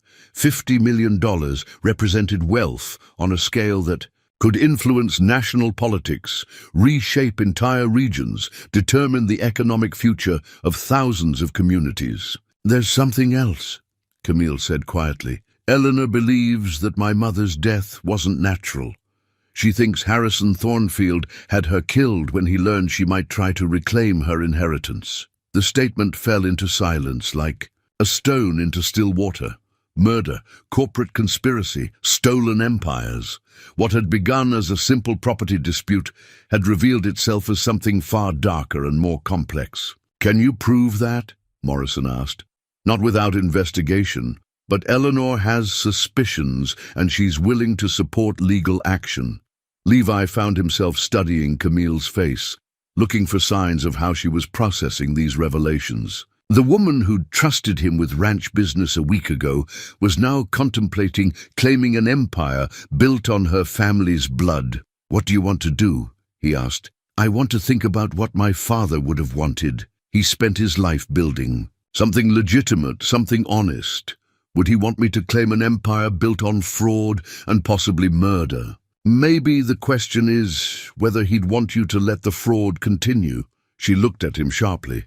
"What do you mean? If Blackwood's been stealing what belongs to you for 15 years, how many other people has he cheated? How many communities has he damaged? How many legitimate business owners has he destroyed?" The questions hung in the air, weighted with moral implications that went far beyond personal justice. "You're saying I have a responsibility to act. I'm saying you have a responsibility to decide. But either way, Blackwood isn't going to just walk away. He knows what we've discovered. He has to, or he wouldn't have been so desperate to acquire your land." Morrison nodded grimly. "Levi's right. Blackwood's next move will be to escalate dramatically. He can't afford to let you file these claims. Which means the danger to you, to everyone associated with you, just increased by an order of magnitude." Camille stood and moved to the window, gazing out at the Austin streets where people went about their daily business, unaware that decisions being made in this room might reshape the economic landscape of the entire Southwest. "Then we'd better be ready for what comes next," she said finally. "And what comes next is—" She turned back to face them, and Levi saw in her expression the same steel he'd witnessed during her confrontations with Blackwood's men. "We file the succession claims. All of them, and we prepare for war." The coded telegraph messages began arriving at the ranch 2 days after their return from Austin, each one bringing news that shifted the balance of power in ways Levi was still learning to understand. Camille sat at her father's desk, decoding the communications with a cipher key Eleanor Thornfield had provided, her expression growing more determined with each revelation. "Railroad commissioners in 3 states are asking questions about Thornfield Industries' corporate structure," she read from the latest message. "Banking regulators in Chicago want to review 15 years of financial records, and federal prosecutors are interested in discussing irregularities in government transportation contracts." "Eleanor's been busy," Morrison observed from his chair. beside the fireplace, where he'd taken up temporary residence to coordinate their legal strategy. "She's been preparing for this for years," Camille replied. Harrison Thornfield Sr. kept meticulous records of his business dealings, including documentation of his son's illegitimate birth and his own suspicions about corporate fraud. Levi found himself studying the communication system Camille had revealed, a network of telegraph connections that reached into banking houses, government offices, and corporate boardrooms across the country. The woman he'd thought was simply a successful ranch owner was actually the center of a web of influence that spanned multiple states and reached into the highest levels of business and politics. "How many people are involved in this?" he asked. Eleanor's spent 15 years building alliances with people who suspected something was wrong with Thornfield Industries, but lacked the evidence to act, Camille explained. Competitors who lost contracts under suspicious circumstances, government officials who were pressured to approve questionable deals, investors who were cheated out of legitimate returns. And they're all willing to support your claim? They're willing to support the truth, which happens to serve my interests. Morrison looked up from the legal documents he'd been preparing. "Camille, I need you to understand the scope of what we're attempting. Filing these succession claims will trigger investigations that could reshape the entire transportation industry." "I understand, do you? Because once we submit these papers, there's no going back. Blackwood will use every resource at his disposal to destroy you before you can destroy him." The warning was soberer than anything Levi had heard from the usually optimistic lawyer, and it highlighted the personal danger that Camille was accepting by pursuing her rightful inheritance. "What kind of resources?" Levi asked. "Blackwood controls transportation networks worth $50 million, Morrison replied. "He has connections in state and federal government, relationships with law enforcement agencies, and access to the kind of private security forces that railroad companies use to handle labor disputes." "Private armies, you mean?" "Essentially, yes. Men who are trained to use violence to protect corporate interests and who aren't particularly concerned about legal niceties." Camille set down the telegraph message she'd been decoding and turned to face them both. "I've been thinking about that, about the kind of response we can expect and what we need to do to protect ourselves. Such as, we're going to need allies, real ones, not just legal support." She moved to the map case and withdrew a document Levi hadn't seen before, a detailed chart showing railroad routes, shipping lanes, and transportation hubs across 6 states. Blackwood's power comes from controlling key transportation networks. If we can disrupt those networks, we can limit his ability to respond. Levi studied the map, beginning to understand the strategic thinking behind her planning. "You're talking about economic warfare. I'm talking about using the same tactics Blackwood has been using against his competitors for years. The difference is that now he's the one who's vulnerable." Morrison leaned forward, his expression concerned. "Camille, disrupting transportation networks affects thousands of innocent people. Freight shipments, passenger service, mail delivery, all of which Blackwood has been manipulating for personal profit, while claiming corporate authority he doesn't legally possess." Her voice carried a steel edge that Levi had learned to recognize. "Every day he continues to operate under false pretenses. He's stealing from legitimate shareholders and cheating honest businesses. That doesn't justify. It justifies stopping him by whatever means necessary." The exchange highlighted a fundamental shift in Camille's thinking that Levi found both impressive and slightly troubling. The woman who'd been content to run a successful ranch was transforming into someone capable of corporate warfare on a massive scale. "What exactly are you planning?" he asked. Camille returned to her desk and withdrew a folder filled with what appeared to be personnel records and organizational charts. "Blackwood's operation depends on key people in critical positions: station masters, freight coordinators, financial managers. Most of them don't know they're working for someone with no legal authority. And when they learn the truth, Some of them might decide their loyalty lies with the legitimate owner of the company. Morrison sat back in his chair, comprehension dawning. You're planning to turn his own people against him. I'm planning to offer his people the chance to work for someone who actually owns what they're managing. The strategy was elegant in its simplicity and potentially devastating in its effectiveness. If Camille could convince key personnel to switch sides, she could cripple Blackwood's operations while strengthening her own position. How do you contact these people without Blackwood learning what you're doing? Very carefully, and with help from people who've been watching Thornfield Industries for years, waiting for an opportunity to act. As if summoned by their conversation, Charlie appeared in the doorway with news that shifted the discussion from strategy to immediate action. Boss, we've got visitors coming up the main road. 3 carriages, moving fast, and they don't look like they're here for social calls. Camille was on her feet immediately, her hand moving instinctively toward the drawer where she kept her revolver. Blackwood! Looks like it, but there's more of them this time, and they're not trying to hide their approach. Levi moved to the window and studied the approaching vehicles. That's not a negotiating party. That's a show of force. Then we'd better be ready to respond accordingly. Camille turned to Morrison. Sam, take those legal documents and get to town. File the succession claims immediately. What about you? I'll handle whatever Blackwood has in mind. Camille, if they're here in force, they might be planning something more than intimidation. Then they'll learn that intimidation works both ways. As Morrison gathered his papers and prepared to leave through the back entrance, Levi found himself studying Camille's face. The transformation was remarkable, from the woman sharing family secrets a week ago to someone preparing for what might be armed confrontation. What do you need from me? He asked. I need you to understand that what happens in the next hour could determine everything that follows. If Blackwood is desperate enough to bring armed men here, it means he knows about the succession claims and is willing to use violence to prevent them from being filed.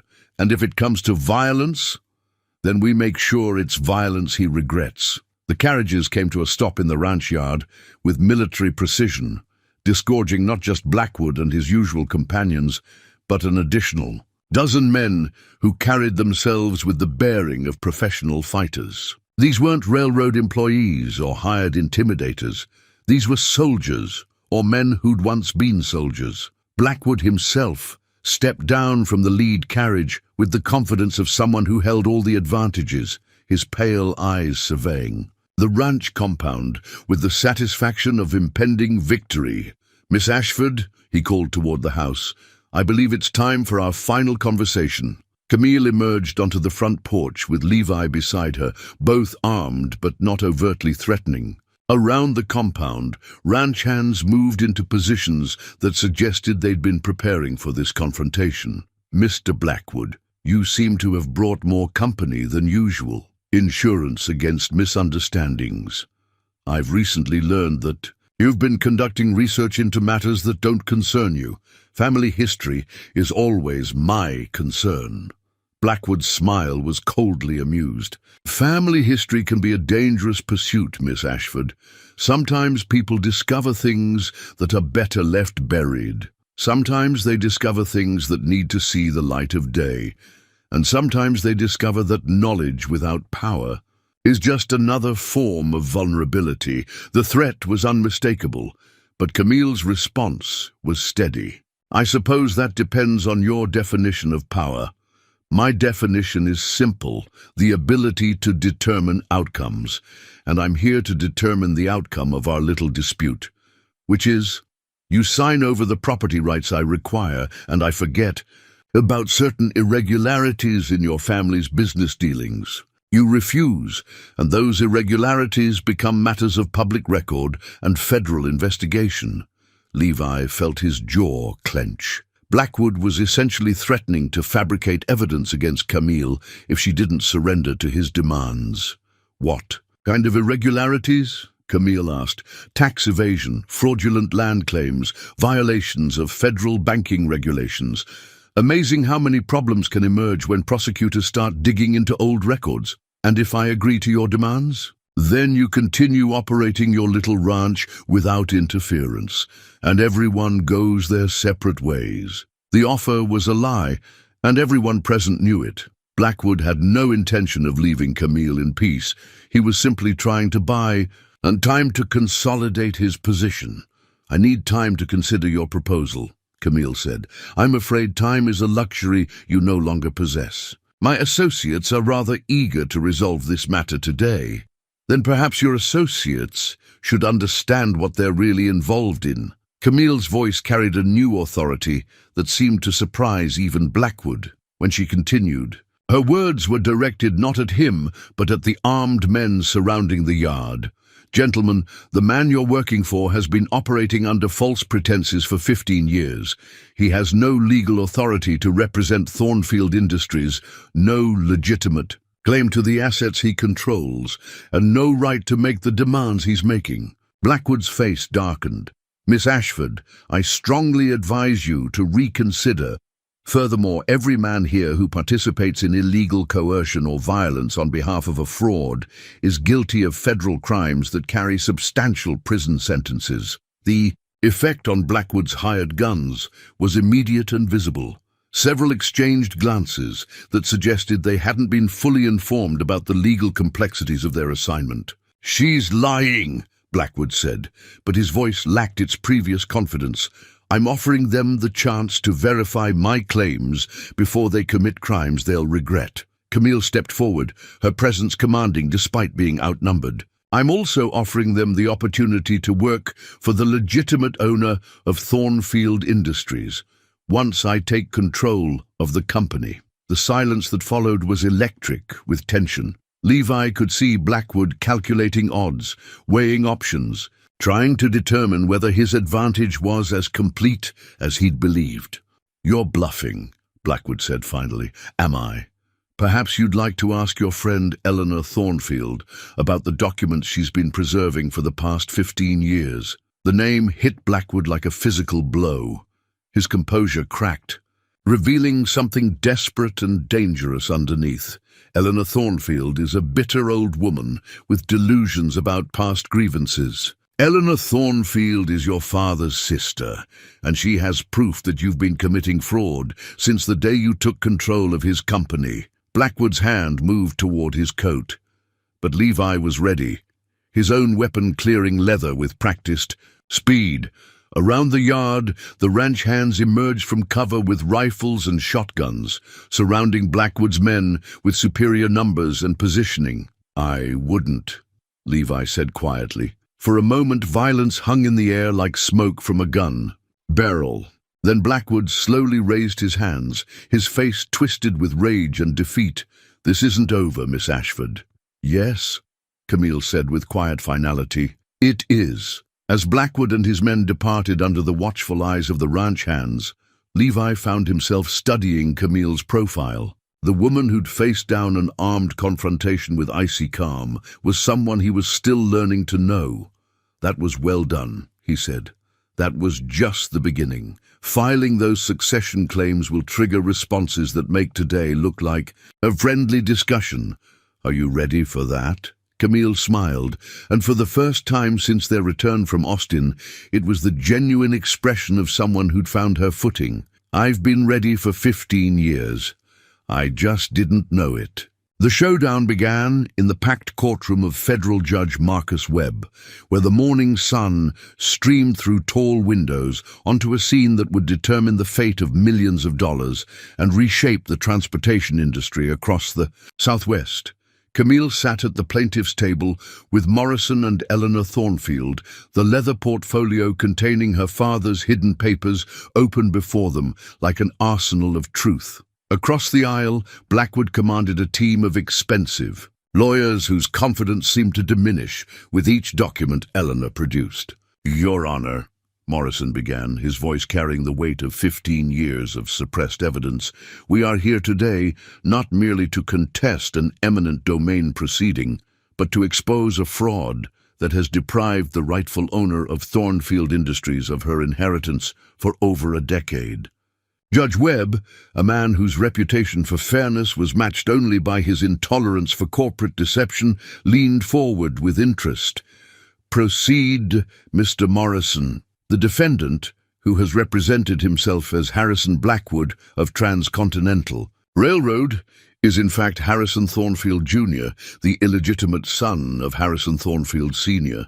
He has been operating under false identity, while the true heir, my client, Camille Ashford, remained unaware of her rightful inheritance. The statement sent a ripple through the packed courtroom. Reporters scribbled frantically, while railroad investors exchanged worried glances. This wasn't just a property dispute anymore. This was corporate warfare with national implications. Blackwood's lead attorney, a sharp-faced man named Carmichael, rose to object. "Your Honor, these are serious accusations that require substantial proof. We request that—" "The proof is here," Eleanor Thornfield interrupted, rising from her chair with the authority of someone who'd waited 15 years for this moment. "I have documents that my brother preserved before his death, knowing that his illegitimate son would attempt to usurp control of the company." She approached the bench with a wooden box that seemed to carry the weight of history. Marriage certificates, corporate records, personal correspondence, everything needed to establish my nephew's fraud and my great-niece's legitimate claim. Judge Webb accepted the documents with the careful attention they deserved, studying each paper while the courtroom held its collective breath. When he finally looked up, his expression was grave. "Mr. Carmichael, your client appears to have some explaining to do." But Carmichael was already conferring urgently with Blackwood, their whispered conversation growing increasingly heated. Finally, Blackwood himself stood, his composure cracking under the weight of exposed deception. "Your Honor, I request a recess to review these newly presented documents and prepare an appropriate response." "Denied. You've had 15 years to prepare your response, Mr. Blackwood. Or should I say, Mr. Thornfield. The court will hear evidence now." What followed was 3 hours of testimony that methodically dismantled Blackwood's entire identity. Eleanor Thornfield walked the court through her brother's business records, explaining how he'd built Thornfield Industries while struggling with his son's increasingly erratic behavior. Birth certificates proved Blackwood's illegitimate status. Marriage records established Camille's mother as Harrison Sr.'s legal wife. Corporate documents showed the deliberate concealment of succession rights. "When my brother died," Eleanor testified, "he left specific instructions that control of the company should pass to his legitimate heir, if one existed. He suspected his son was unstable and unsuited for corporate leadership." "And who is that legitimate heir?" Morrison asked. "Camille Ashford, daughter of my brother's wife by her first marriage. Under Texas law and corporate succession rules, she inherited controlling interest in Thornfield Industries the moment my brother died." The revelation hit the courtroom like an explosion. Camille had known this moment was coming, but hearing it declared in open court made the reality undeniable. She was no longer a ranch owner fighting for her property. She was the rightful owner of a transportation empire worth $50 million. Blackwood's attorney made desperate attempts to challenge the evidence, but each objection only highlighted the thoroughness of Eleanor's preparation. Corporate records were verified, marriage certificates were authenticated, witness testimonies confirmed the timeline of events. "Your Honor," Morrison said as the evidence phase concluded, "the facts are clear.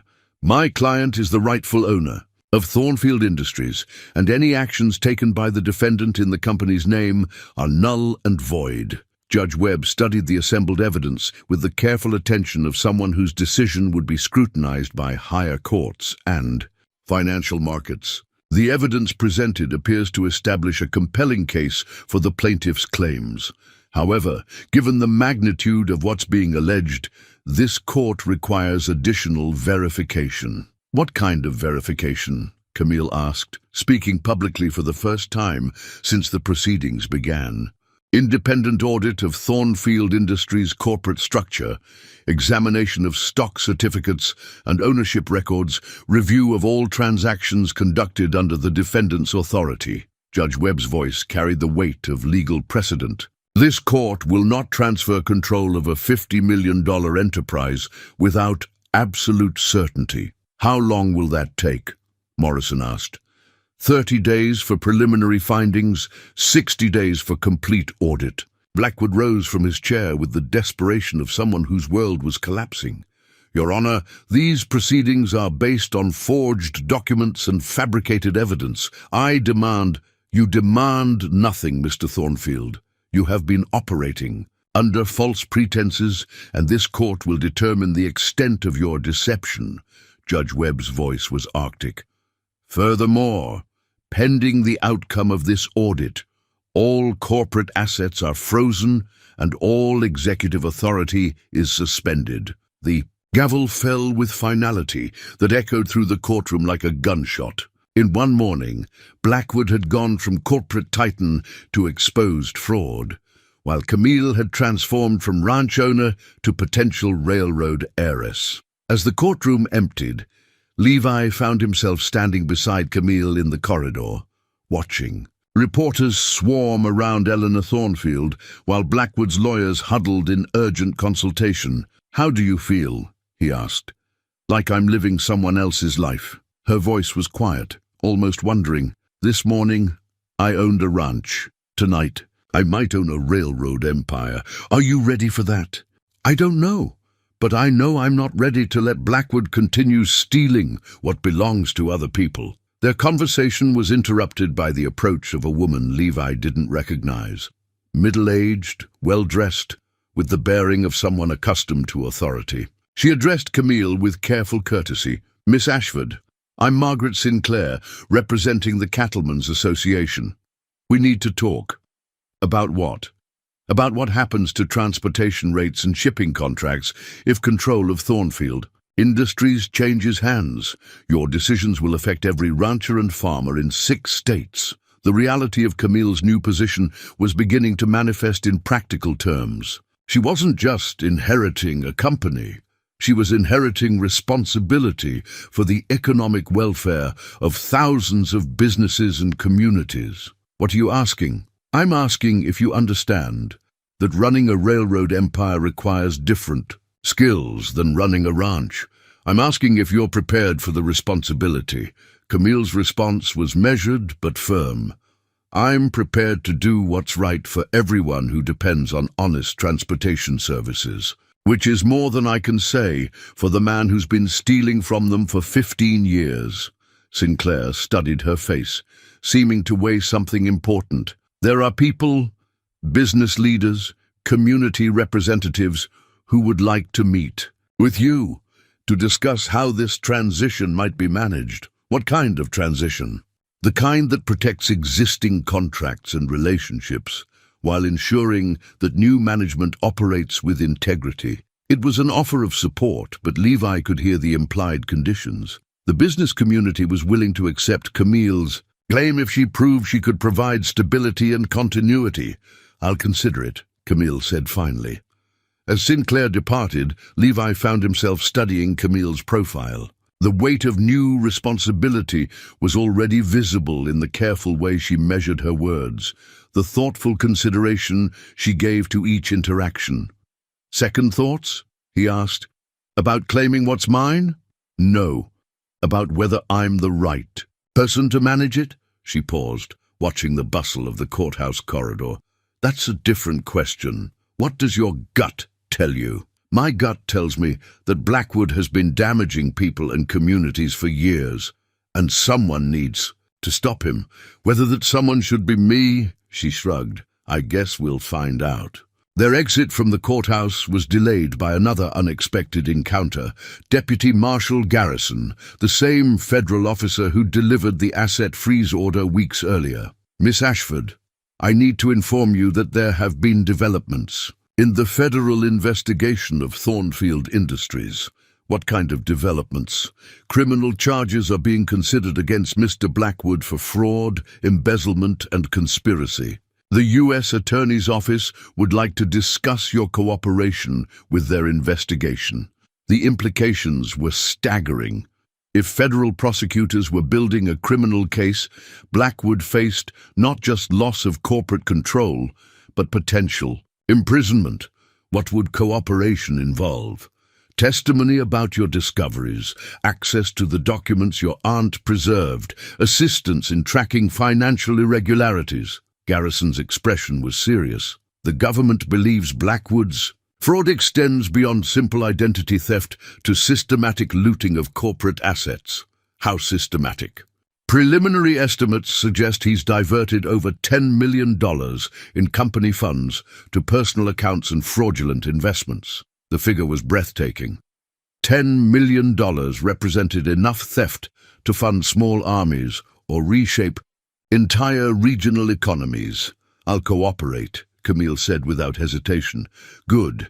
The investigation is moving quickly. We should have preliminary charges filed within the week. As Garrison departed, Levi found himself marveling at the speed with which Camille's situation was evolving. In a single morning, she'd gone from defending her ranch to potentially controlling a railroad empire while becoming a key witness in a federal criminal investigation. This is moving fast, he observed. Faster than I expected. But then Blackwood's been building this house of cards for 15 years.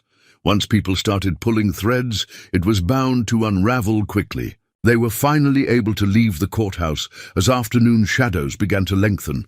But their departure was marked by one final encounter that highlighted how completely the balance of power had shifted. Blackwood himself emerged from a side entrance, his expensive suit rumpled and his face showing the strain of legal defeat. When he spotted Camille, his expression twisted with rage and desperation. "This isn't over," he called across the courthouse steps. "You have no idea what you've set in motion." "I know exactly what I've set in motion," Camille replied, her voice carrying across the space between them. "Justice! Justice!" Blackwood's laugh was bitter. "You think taking control of a company you know nothing about is justice? You'll destroy it within a year. Then that's my right as the legitimate owner. Legitimate owner of something you never earned, never built, never deserved." Camille descended the courthouse steps with the measured pace of someone who held all the advantages, stopping only when she stood directly in front of the man who'd tried to steal her inheritance. "You're right about one thing," she said quietly. "I never built what my grandfather started, but I also never stole it, never lied about my right to it, never used it to cheat honest people out of their livelihoods. You sanctimonious. I'm done listening to you, Harrison Thornfield Jr. Your fraud is exposed, your authority is revoked, and your future is in the hands of federal prosecutors." She stepped closer, her voice dropping to a whisper that somehow carried more menace than shouting. "If you try to interfere with my people, my property, or my business again, you'll discover that I learned more from my father than just how to run cattle." The threat was clear, and Blackwood seemed to recognize something in her voice that made him step back. Without another word, he turned and walked away, his shoulders hunched with defeat. As they watched him disappear into the crowd, Levi found himself reflecting on the remarkable transformation he'd witnessed. The woman beside him had evolved from cautious ranch owner to corporate inheritor to someone capable of facing down powerful enemies with absolute confidence. "Ready to go home?" he asked. "Home," she repeated, as if testing the word. "I wonder if I'll still be able to call it that once this is all settled." "Why wouldn't you? Because home is where you belong, and I'm not sure where I belong anymore."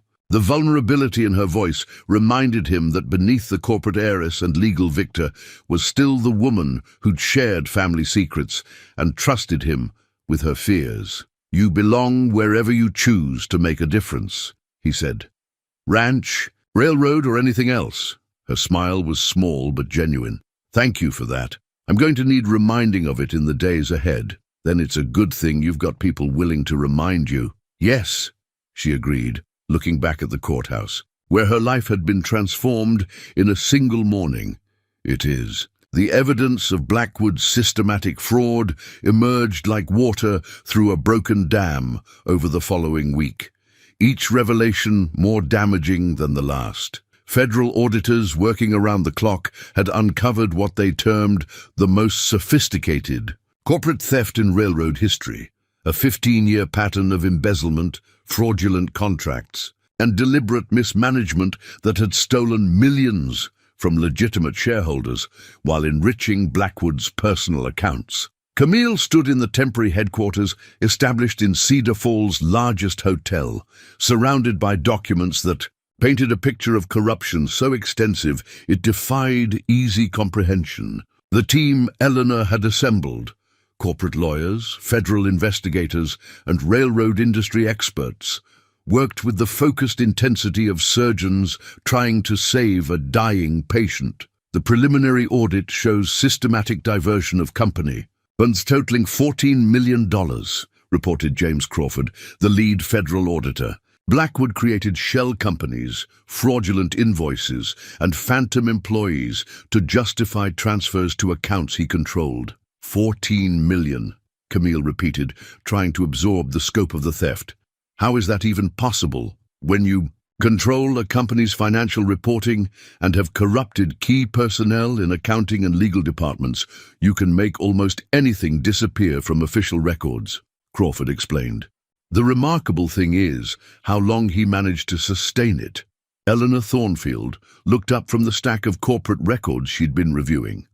My brother always suspected something was wrong with the company's finances after his death, but he never imagined the scale of what Harrison was doing.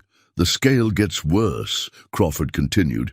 Beyond the direct theft, we found evidence of fraudulent government contracts, illegal rate manipulation affecting hundreds of businesses, and what appears to be deliberate sabotage of competitor operations. Levi, who'd been quietly observing from the corner of the room, stepped forward. Sabotage how? Selective service disruptions, accidental delays of competitor shipments, strategic equipment failures that benefited Thornfield contracts. Crawford's expression was grim. Blackwood wasn't just stealing from his own company. He was using railroad resources to wage economic warfare against anyone who threatened his profits. The revelation added another layer to Camille's understanding of what she was inheriting. This wasn't just a transportation company.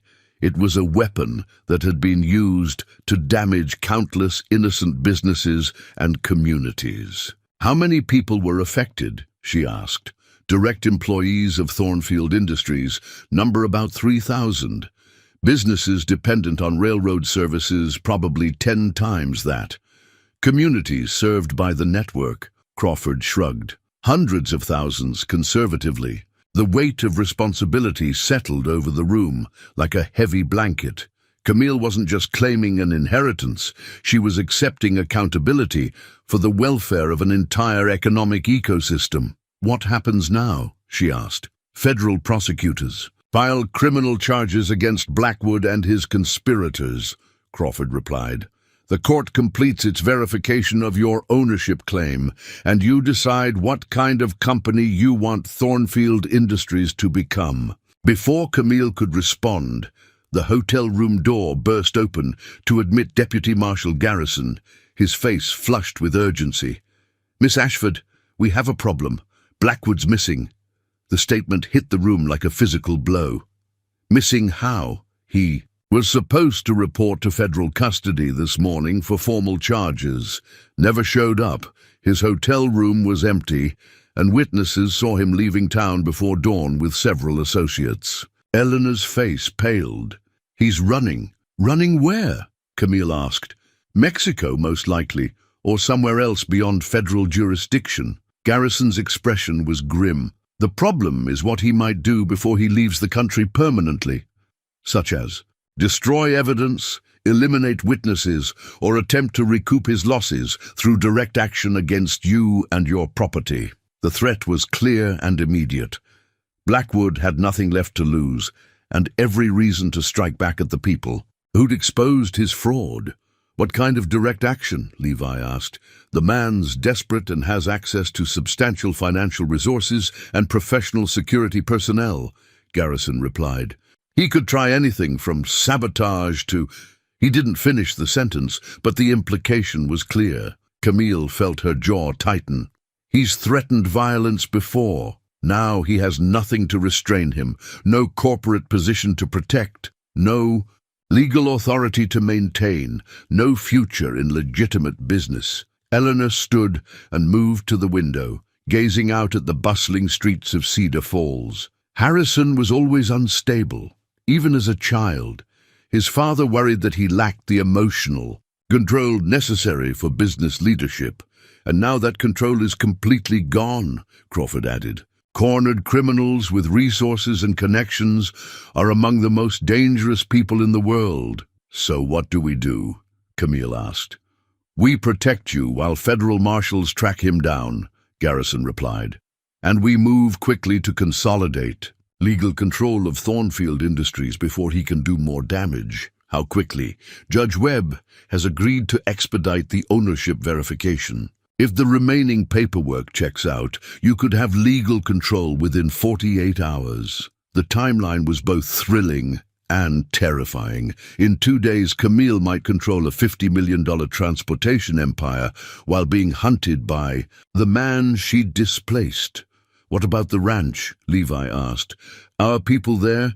Federal protection has been arranged, Garrison assured him, but I strongly recommend that Miss Ashford remain in town under guard until Blackwood is apprehended. Absolutely not. Camille's response was immediate and firm. I won't hide while my people are in danger. Camille, Eleanor said gently, this isn't about courage. It's about survival. Harrison has become something beyond rational business, in competition, which is exactly why I need to be where I can protect what matters to me. Before anyone could argue further, the hotel clerk knocked and entered with a telegram that seemed to shift the very air in the room. For Miss Ashford, marked, urgent. Camille tore open the message and read it twice before her face went completely white. What is it? Levi asked. From Charlie. Ranch under attack, buildings burning, need help immediately. The room erupted into urgent activity. Garrison began barking orders to his deputies, while Eleanor and Crawford gathered the most critical documents. But Camille was already moving toward the door, her hand checking the revolver at her hip. Miss Ashford, you can't go out there, Garrison called after her. Like hell I can't. That's my home and my people. It's also exactly what Blackwood wants, to draw you into the open where you're vulnerable. Then he's going to get what he wants, but he might not like the results. Levy caught her arm as she reached for the door handle. Camille, think about this. If you go charging out there, you could be playing right into his hands. And if I stay here while my people fight and die for something that belongs to me, what? Does that make me? Alive. Alive and worthless. She looked around the room at the assembled lawyers, investigators, and officials. All of you are here because Harrison Blackwood spent 15 years stealing from people who couldn't fight back. If I hide in a hotel room while he burns down my home, I'm no better than he is. The moral clarity in her voice was absolute, and Levi realized that no argument would change her mind. The woman who'd faced down armed confrontations and corporate fraud wasn't going to abandon her principles when the stakes were highest. Then we do this right, he said. Garrison, what kind of support can you provide? I can have 6 deputies, ready to ride in 10 minutes. Eleanor, can you handle the legal proceedings if we're not here? Child, I've been handling Thornfield business longer than you've been alive. Go protect your home. Crawford looked up from the documents he was securing. The ownership verification can proceed without you, but Camille, if something happens, to you before the legal transfer is complete. Then Eleanor becomes my heir and continues the fight. Camille's voice was steady. But nothing's going to happen to me because I have people who know how to handle men like Blackwood. And if you're wrong? Camille's smile was sharp as a blade. Then Harrison Blackwood learns the difference between stealing from people who can't fight back and attacking people who can. As they prepared to leave for the ranch, Levi found himself studying Camille's face one more time. The transformation was complete. From cautious ranch owner to corporate heiress to someone ready to fight for everything she held dear. "Ready?" she asked. "Ready. Then let's go remind Harrison Blackwood why some people shouldn't be pushed too." Far. The ride towards Silverthorne Ranch began under an afternoon sky that seemed to promise storm clouds ahead. But as they crested the first rise and saw smoke on the horizon, Levi realized the storm had already begun. The evidence of Blackwood's systematic fraud emerged like water through a broken dam over the following week, each revelation more damaging than the last. Federal auditors working around the clock had uncovered what they termed the most sophisticated corporate theft in railroad history, a 15-year pattern of embezzlement, fraudulent contracts, and deliberate mismanagement that had stolen millions from legitimate shareholders while enriching Blackwood's personal accounts. Camille stood in the temporary headquarters established in Cedar Falls' largest hotel, surrounded by documents that painted a picture of corruption so extensive it defied easy comprehension. The team Eleanor had assembled, corporate lawyers, federal investigators, and railroad industry experts, worked with the focused intensity of surgeons trying to save a dying patient. The preliminary audit shows systematic diversion of company. Funds totaling $14 million, reported James Crawford, the lead federal auditor. Blackwood created shell companies, fraudulent invoices, and phantom employees to justify transfers to accounts he controlled. 14 million, Camille repeated, trying to absorb the scope of the theft. How is that even possible? When you control a company's financial reporting and have corrupted key personnel in accounting and legal departments, you can make almost anything disappear from official records, Crawford explained. The remarkable thing is how long he managed to sustain it. Eleanor Thornfield looked up from the stack of corporate records she'd been reviewing. My brother always suspected something was wrong with the company's finances after his death, but he never imagined the scale of what Harrison was doing. The scale gets worse, Crawford continued. Beyond the direct theft, we've found evidence of fraudulent government contracts, illegal rate manipulation affecting hundreds of businesses, and what appears to be deliberate sabotage of competitor operations. Levi, who'd been quietly observing, from the corner of the room stepped forward. Sabotage how? Selective service disruptions, accidental delays of competitor shipments, strategic equipment failures that benefited Thornfield contracts. Crawford's expression was grim. Blackwood wasn't just stealing from his own company. He was using railroad resources to wage economic warfare against anyone who threatened his profits. The revelation added another layer to Camille's understanding of what she was inheriting.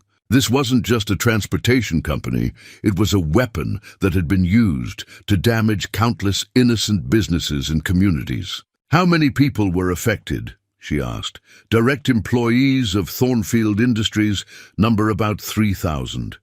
Businesses dependent on railroad services probably 10 times that. Communities served by the network. Crawford shrugged. Hundreds of thousands, conservatively. The weight of responsibility settled over the room like a heavy blanket. Camille wasn't just claiming an inheritance, she was accepting accountability for the welfare of an entire economic ecosystem. What happens now? She asked. Federal prosecutors. You filed criminal charges against Blackwood and his conspirators, Crawford replied.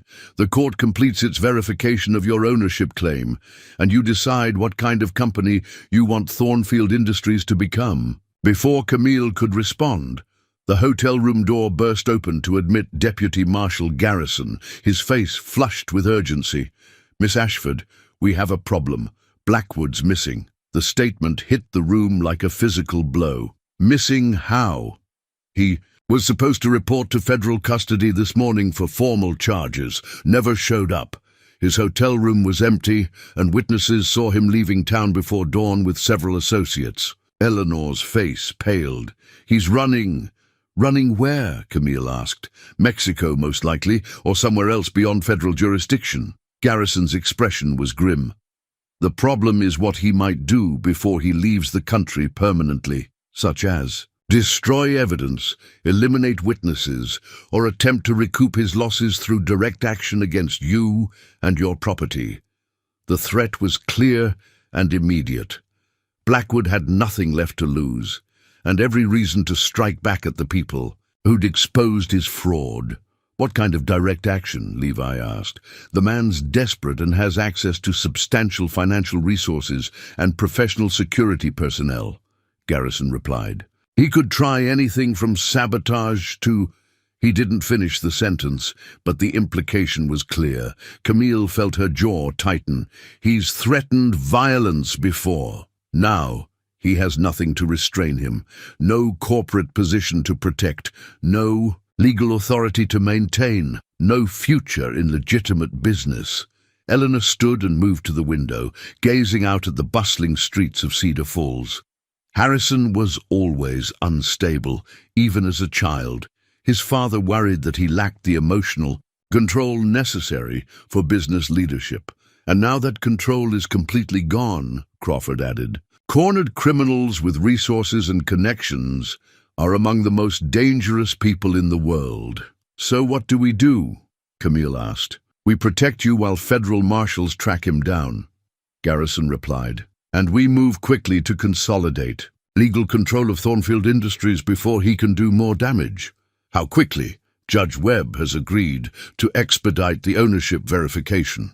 If the remaining paperwork checks out, you could have legal control within 48 hours. The timeline was both thrilling and terrifying. In 2 days, Camille might control a $50 million transportation empire while being hunted by the man she'd displaced. What about the ranch? Levi asked.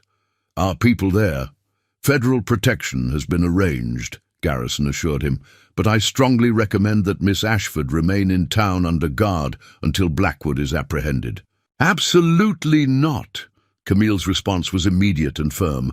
I won't hide while my people are in danger. Camille, Eleanor said gently, this isn't about courage. It's about survival. Harrison has become something beyond rational business, competition, which is exactly why I need to be where I can protect what matters to me. Before anyone could argue further, the hotel clerk knocked and entered with a telegram that seemed to shift the very air in the room. For Miss Ashford, marked. Urgent. Camille tore open the message and read it twice before her face went completely white. What is it? Levi asked from Charlie. Ranch under attack, buildings burning, need help immediately. The room erupted into urgent activity. Garrison began barking orders to his deputies while Eleanor and Crawford gathered the most critical documents. But Camille was already moving toward the door, her hand checking the revolver at her hip. Miss Ashford, you can't go out there, Garrison called after her. Like hell I can't. That's my home and my people. It's also exactly what Blackwood wants. To draw you into the open where you're vulnerable. Then he's going to get what he wants, but he might not like the results. Levi caught her arm as she reached for the door handle. Camille, think about this. If you go charging out there, you could be playing right into his hands. And if I stay here while my people fight and die for something that belongs to me, what? Does that make me alive? Alive and worthless. She looked around the room at the assembled lawyers, investigators, and officials. All of you are here because Harrison Blackwood spent 15 years stealing from people who couldn't fight back. If I hide in a hotel room while he burns down my home, I'm no better than he is. The moral clarity in her voice was absolute, and Levi realized that no argument would change her mind. The woman who'd faced down armed confrontations and corporate fraud wasn't going to abandon her principles when the stakes were highest. Then we do this right, he said. Garrison, what kind of support can you provide? I can have 6 deputies, ready to ride in 10 minutes. Eleanor, can you handle the legal proceedings if we're not here? Child, I've been handling Thornfield business longer than you've been alive. Go protect your home. Crawford looked up from the documents he was securing. The ownership verification can proceed without you, but Camille, if something happens to you before the legal transfer is complete, then Eleanor becomes my heir and continues the fight. Camille's voice was steady. "But nothing's going to happen to me, because I have people who know how to handle men like Blackwood. And if you're wrong?" Camille's smile was sharp as a blade. "Then Harrison Blackwood learns the difference between stealing from people who can't fight back and attacking people who can." As they prepared to leave for the ranch, Levi found himself studying Camille's face one more time. The transformation was complete. From cautious ranch owner to corporate heiress, to someone ready to fight for everything she held dear. "Ready?" she asked. "Ready. Then let's go remind Harrison Blackwood why some people shouldn't be pushed too far." The ride toward Silverthorne Ranch began under an afternoon sky that seemed to promise storm clouds ahead. But as they crested the first rise and saw smoke on the horizon, Levi realized the storm had already begun.